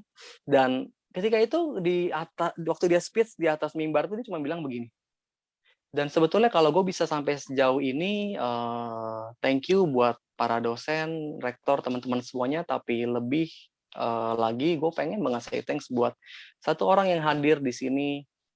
Gue lagi ngeliat dia, dan mata dia mulai berkaca-kaca. Terus dia nangis. Dan dia bilang, untuk koko saya, katanya. Karena dia udah berjuang dan bahkan ngalah buat adiknya untuk bisa kuliah. Dan aku bisa sampai sejauh ini, thanks kok, kata dia. Dia langsung turun, dia larian. Dia peluk gua. Dan itu kayak, oh my God, I feel so happy ketika itu. Gue nangis sih ketika itu, tapi nangisnya happy gitu loh. Nah, maksud gue, kayak nangis abis pencurahan Roh Kudus gitu loh. Dan dia bilang, kok thank you ya, kok thank you banget kok, katanya. Dan gue bilang, ya sorry juga sih kalau gue kadang suka ngeluh. Harusnya gue gak ngeluh juga untuk ya untuk hal-hal yang sebenarnya itu baik dan positif sih gitu. Dan thank you Dek, lu udah buat semua ini gak sia-sia dan lu berjuang dengan itu luar biasa, gue bilang. Dan itu gue lihat Tuhan begitu luar biasa ketika itu. Itu kayak kalau di Maria gitu kan, gembala-gembala bersuka cita, itu kayak hati gue tuh begitu rasanya happy banget. Dan pulang ke rumah ketemu koko gue lagi cuci motor dong, gue masih inget. Terus itu dia langsung bilang katanya, boy thank you, panggil gue kan bye boy, thank you ya buat motor ini gitu, gue bisa kuliah gitu. Dan itu kayak kok sama-sama, dan sorry juga kalau gue kadang suka ngeluh gitu untuk alasan yang nggak jelas. Tapi ya gue lihat ya Tuhan bekerja sih. Thank you ya kok, karena lu udah mau sabar sama adik lu yang emosian nih, gue bilang. Dan oke, Tuhan mulai pulihkan, dan puji Tuhan sampai hari ini kami berempat bersaudara akrab banget gitu. Dan gue lihat bahwa setiap kesedihan gitu, asalkan kita bisa bawa itu ke Tuhan, itu akan terakomodir dengan baik teman-teman. But the key is pray. Ini yang pertama. Karena kalau kita lagi hancur hati, galau atau sedih, khawatir gitu kan, kalau kita nggak berdoa, itu seringkali dosa udah siap tuh buat ngerenggut kita. Berdoa. Evaluasi. Kalau perlu minta masukan dari komunitas, renungkan kejadian hidupmu, bawa pada Tuhan, dan lakukan semua untuk cinta. Dan hari itu gue belajar bahwa, iya, ternyata ketika kita coba untuk lakuin segala sesuatu buat orang kita cintai, gue buat adik gue dan koko gue juga buat keluarga, ketika itu tuh kayak selalu ada semangat dan alasan untuk bersuka cita sih, ketika kita harus ngelakuin, menjalani gitu kan, beban-beban hidup kita. So teman-teman, itu aja poin-poin yang mungkin gue bisa sharingkan malam hari ini. Ya semoga bisa jadi suatu pencerahan ya buat setiap kita gitu, supaya kita bisa semakin bersemangat ya, meskipun entah duka cita apa yang kita lagi alami saat ini gitu, tapi lewat teladan Bunda Maria gitu, harapannya semoga gitu kita mampu untuk mengakomodir emosi sedih kita dengan baik ya, sehingga meskipun duka cita boleh terjadi tapi sukacita menjadi ending gitu teman, menjadi buahnya ya dari kesedihan apapun yang itu lagi kita alami ya. Dan jangan lupa kita perlu Tuhan, kuncinya adalah Tuhan, karena Tuhanlah yang mampu untuk mengubah ya segala kesedihan kita menjadi sukacita. So teman-teman, thank you banget ya untuk session ini gitu, gue bisa sharing juga gitu kan, dan sorry juga kalau udah salah-salah kata juga overtime ya, tapi semoga ini bisa memberkati dan apa yang udah disampaikan ya menjadi satu kekuatan buat kita. Thank you. Mari tundukkan kepala sejenak, semenit aja kita berdoa untuk tutup session firman. Bapa, dalam nama Tuhan kami Yesus Kristus, kami bersyukur kepadamu untuk penyertaan yang Engkau berikan kepada setiap kami, sehingga pada malam hari ini Tuhan, kami bisa berkumpul di media Zoom ini dan sama-sama bersekutu memuji, menyembah, serta mendengarkan firman-Mu tentang teladan Bunda Maria melalui pengajaran Seven Sorrows of Mary, 7 kesedihan Bunda Maria, dan betapa kami bersyukur melalui Ibu Yesus, Bunda Allah, Bunda Maria, Engkau yang memilihnya, orang yang Engkau pilih. Kami bisa belajar banyak hal dari Sang Bunda. Dan izinkan kami oleh dorongan dan bimbingan Roh Kudus-Mu kiranya ya Bapa, agar kami mampu untuk meneladani Sang Bunda. Dan mampu juga untuk mengakomodir setiap pergumulan, kesedihan, apapun itu yang yang terjadi dalam hati kami dengan baik, sehingga sungguh dengan kami bawa seluruh pergumulan kami padamu. Pada akhirnya kami melihat Tuhan, sukacita dan buah dari proses itu yang kami boleh jalani. Dan saat ini kami nggak tahu Tuhan, mungkin. Atau mungkin ada juga yang kita udah tahu apa yang kita lagi alami ya, beban-beban hidup kita gitu. Atau mungkin ada juga yang lagi terlena dalam kenyamanan, apapun itu. Tuhan, apapun yang sedang kami hadapi, cobaan hidup kami. Satu hal Tuhan, terus ingatkan kami bahwa Engkau ada bersama dengan kami. Engkau tidak pernah pergi meninggalkan kami. Engkau selalu ada bersama dengan kami. Seperti Engkau yang selalu menyertai Bunda Maria dan Engkau hadir lewat siapapun yang ada di sekelilingnya. Demikian juga ya Tuhan Allah. Hadirlah di hidup kami dengan cara apapun, dengan cara-Mu yang ajaib, melalui siapapun Tuhan, agar terus kami boleh dengar suara-Mu. Dan diingatkan untuk terus Bapa memberikan hidup kami bagi kemuliaan nama-Mu. Untuk setiap duka cita yang kami alami, Tuhan, kami mau persembahkan seluruhnya kepadamu. Dan biar Tuhan, Engkau beri kami pencerahan. Engkau nyatakan kehendak-Mu. Dan izinkan kami, lewat pergumulan hidup kami, lewat setiap duka cita itu, kami boleh dibentuk, kami boleh semakin mengenal-Mu. Kami boleh hidup di dalam-Mu. Dan kami boleh melihat buah dari pergumulan hidup, dari duka cita yang kami alami Tuhan. Sehingga itu membuat kami akhirnya lebih lagi mencintai-Mu. Karena menyadari Engkau yang begitu nyata dalam hidup kami. Ini doa kami. Ini yang kami minta Tuhan. Terus Tuhan, hadir dalam hidup kami dan nyatakan diri-Mu lewat cara-cara-Mu yang ajaib. Dan terima kasih Tuhan untuk momen session firman ini di mana kami bisa mendengarkan pewartaan. Tuhan, jika ada yang kurang itu milik Frans sepenuhnya, tapi apa yang baik, apa yang mulia, apa yang sedap dengar, positif, bangun, menghibur. Kami percaya itulah Engkau yang berkata-kata Tuhan dan memakai hamba-Mu ini. Dan terus Tuhan, berbicara dalam hati kami, agar sungguh lewat firman-Mu kami bertumbuh dan kami berbuah. Terima kasih Bapa, dan segenap rangkaian doa ini kami hendak persembahkan dan satukan hanya di dalam nama Tuhan kami Yesus, Dialah Raja dan Juru Selamat kami yang hidup dan berkuasa kini dan sepanjang segala masa. Amin. Kemuliaan kepada nama Allah Bapa dan Putra dan Roh Kudus, seperti pada permulaan, sekarang, selalu, dan sepanjang segala abad. Amin. Buka matamu dan berikan tepuk tangan yang meriah buat Tuhan kita. Yeay, tepuk tangan semuanya. Kasih emotikonnya dong teman-teman semua. Yang merasa hari ini begitu terberkati, sharingnya luar biasa. Asik. Oke teman-teman, aku mau ngajak teman-teman buat open mic ya semua. Kita ngomong sama-sama. Thank you Kofrans, we love you. Oke, 1, 2, 3. Thank you Thank you, Kofrans, we love you. Thank you. Kece, asik. Terima kasih We Kofrans. love you. Oke. Aku rangkum dari semuanya yang Kofrans udah sharing, singkat, padat, dan jelas. Yang pertama itu, duka cita Bunda Maria membawa sukacita bagi dunia. Nah, sama seperti sharingnya Kofrans. Yang awalnya kok bersungut-sungut, yang ngeluh, aduh kenapa Tuhan ini semua terjadi. Padahal lihat hidup orang enak. Nah, tetapi ternyata Tuhan tuh izinin semua terjadi, membuahkan hasil yang membawa sukacita buat keluarga Kofrans. Nah, yang kedua adalah sukacita itu harus ada reasonnya. Tuhan yang menjadi sumber sukacita, contohnya yang membuat Bunda Maria bisa melewati 7 duka bersama Tuhan. Dan yang ketiga, kita boleh sedih, tapi jangan terlalu berlarut. Ingat ya teman-teman. Yang keempat, kesedihan apapun yang kita alami, bawa emosimu ke dalam doa.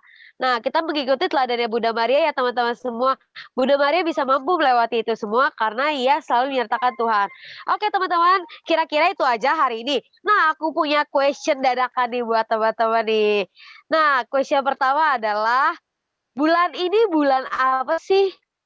Bulan Rosario lah ya, tahu lah ya. Nah, the real question-nya adalah, teman-teman, apakah kamu sudah berdoa Rosario sampai hari ini? Iya, merasa tertampar gak tuh? Langsung hati deg-degan, mampus, gue baru tahu gitu. Waduh, waduh, waduh. Oke teman-teman, jangan lupa bulan ini adalah bulan asik. Oke, teman-teman jangan lupa kalau bulan ini adalah bulan Rosario. Kami suka mengadakan Rosario bersama setiap hari jam 8 di link yang sama ya teman-teman ya. Kalau yang mau ikut boleh join, nanti kita share lagi linknya di grup. Oke teman-teman, lanjut aja ke pengumuman. Nah, hari ini yang merasakan sukacita, 2 minggu kemudian ada yang lebih spesial lagi nih teman-teman nih. Apa sih? Oke, pengumuman adalah oh iya, sebelumnya yang bulan ini berulang tahun, siapa sih ada yang berulang tahun. Kita mau ucapin nih buat happy birthday Jelia, tanggal 29 September. Next lagi ada Rian Tono, tanggal 3 Oktober. Next lagi ada Devi Christina pada tanggal 8 Oktober. Ada lagi? Iya, oke. 3 umat tadi ya, teman-teman ya. Oke, aku serahkan kepada Korean Iga buat nyanyiin happy birthday. Oke, mari kita sama-sama nyanyi happy birthday. Happy birthday to you. Happy birthday. Happy birthday. Happy birthday. Happy birthday. Happy birthday to you. Yeay. Selamat berulang tahun kepada semua umat di Indonesia yang berulang tahun pada bulan ini. Oke, lanjut. Ada umat baru. Siapa tuh? Aku mau dengar suaranya. Hai Angela Giovanni, boleh open mic?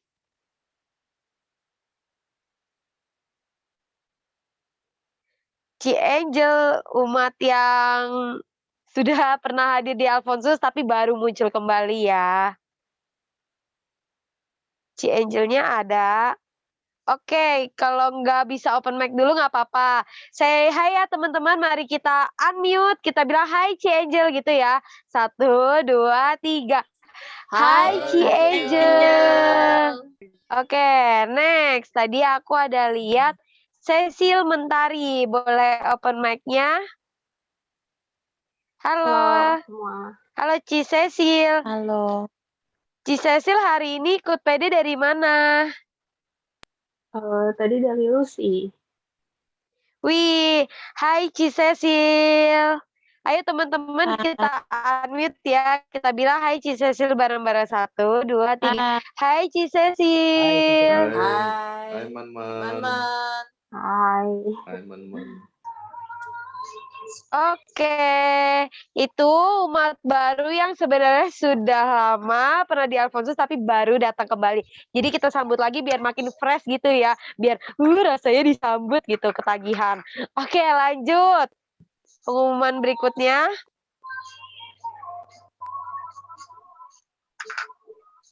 Ada apa sih?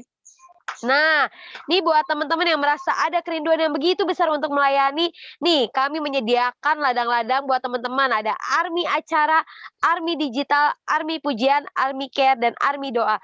Tugasnya ngapa-ngapain aja sih? Nah, kan yang kepo, yang merasa penasaran tugasnya ngapain, bisa hubungi kami di ini nih, di bawah nih tuh. Nomor WhatsApp-nya sekian. Dan jangan lupa follow IG kami. Next.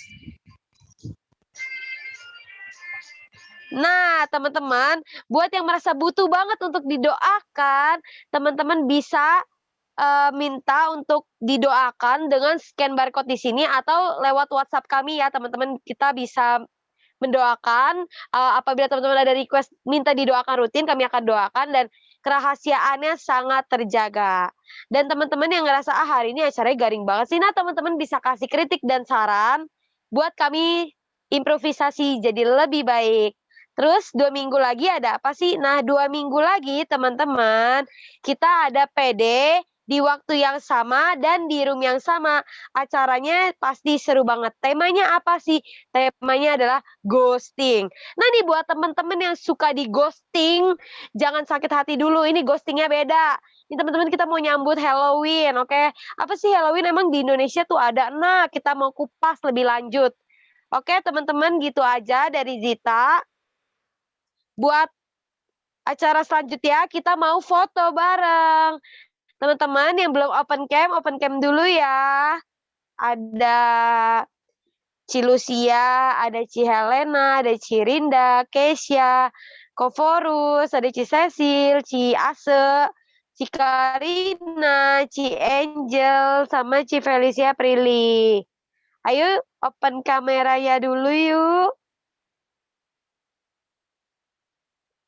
Udah teman-teman, asik.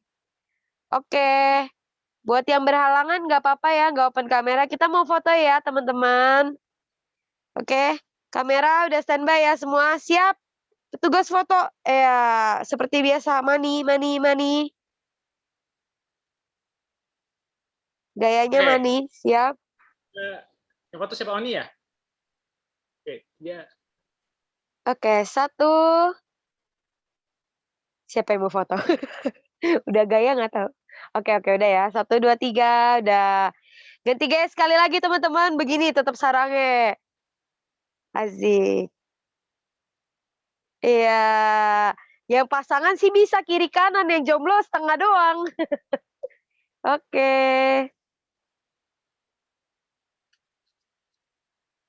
Iya, yang satu jadi pemanasan senam yoga. Oke, teman-teman sudah cukup semua. Terima kasih buat yang sudah datang hari ini. Buat acara 2 minggu lagi, jangan lupa buat teman-teman hadir di room yang sama. See you and God bless you. Zita kembalikan kepada WL Korean. Oke, thank you Zita. Yang MC kita yang sungguh kece, yang sungguh ramai. Star membahana. Yeay.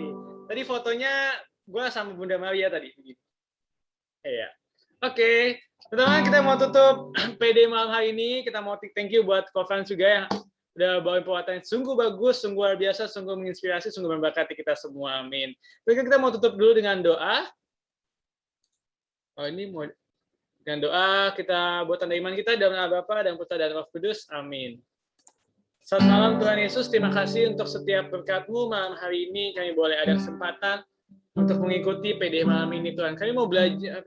Kami sudah belajar Tuhan tentang 7 duka cita Maria, bahwa setiap kami sedih, jangan sampai kami terlarut dalam kesedihan, biarkan kami boleh bawa segala sesuatunya itu dengan doa dalam doa. Dan kami sungguh percaya bahwa setiap duka cita yang kami bawa dalam doa, duka cita itu akan digantikan dengan sukacita. Terima kasih Tuhan Yesus untuk malam hari ini, malam yang begitu luar biasa, malam yang begitu memberkati. Kami sungguh semua diisi oleh firman-Mu kembali, dan kami seperti lilin yang boleh menyala lagi Tuhan. Dan kami siap untuk menyala, kami siap untuk memberkati dan menjadi terang dan garam kemanapun kami berada. Terima kasih Tuhan Yesus. Kami PD ini mungkin sudah selesai yang kami percaya, Engkau belum selesai dalam setiap hidup kami. Berkatilah kami, pimpin kami, dan teruslah jadi yang biarkan kami terus boleh mempunyai iman yang penuh harapan hanya kepadamu Tuhan.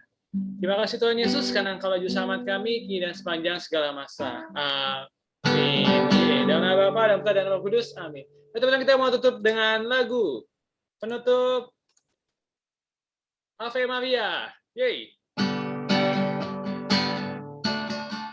Herodes di gua sunyi terpencil, tampaklah Maria perawan murni.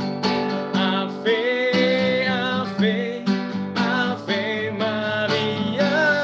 Ave, Ave, Ave Maria. Berdua, gadis bersahaja dipilih Tuhan, berhadapan muka dengan ibunda. Ave, Ave, Ave Maria. Ave, Ave, Ave Maria. Sekali lagi, Ave, Ave, Ave Maria. Ave, Ave, Ave Maria. Yeay, teman-teman. See you di PD berikutnya. God bless you. Bye. Terima kasih teman-teman semua. Apabila ada yang mau melanjutkan sharing bersama kita dipersilakan. Tapi kalau ada yang mau langsung istirahat juga silakan. Tuhan berkati senantiasa setiap aktivitas kita. Thank you and God bless. Dan Teman-teman thank you Bro semuanya, saya Franz. pamit ya. Ya.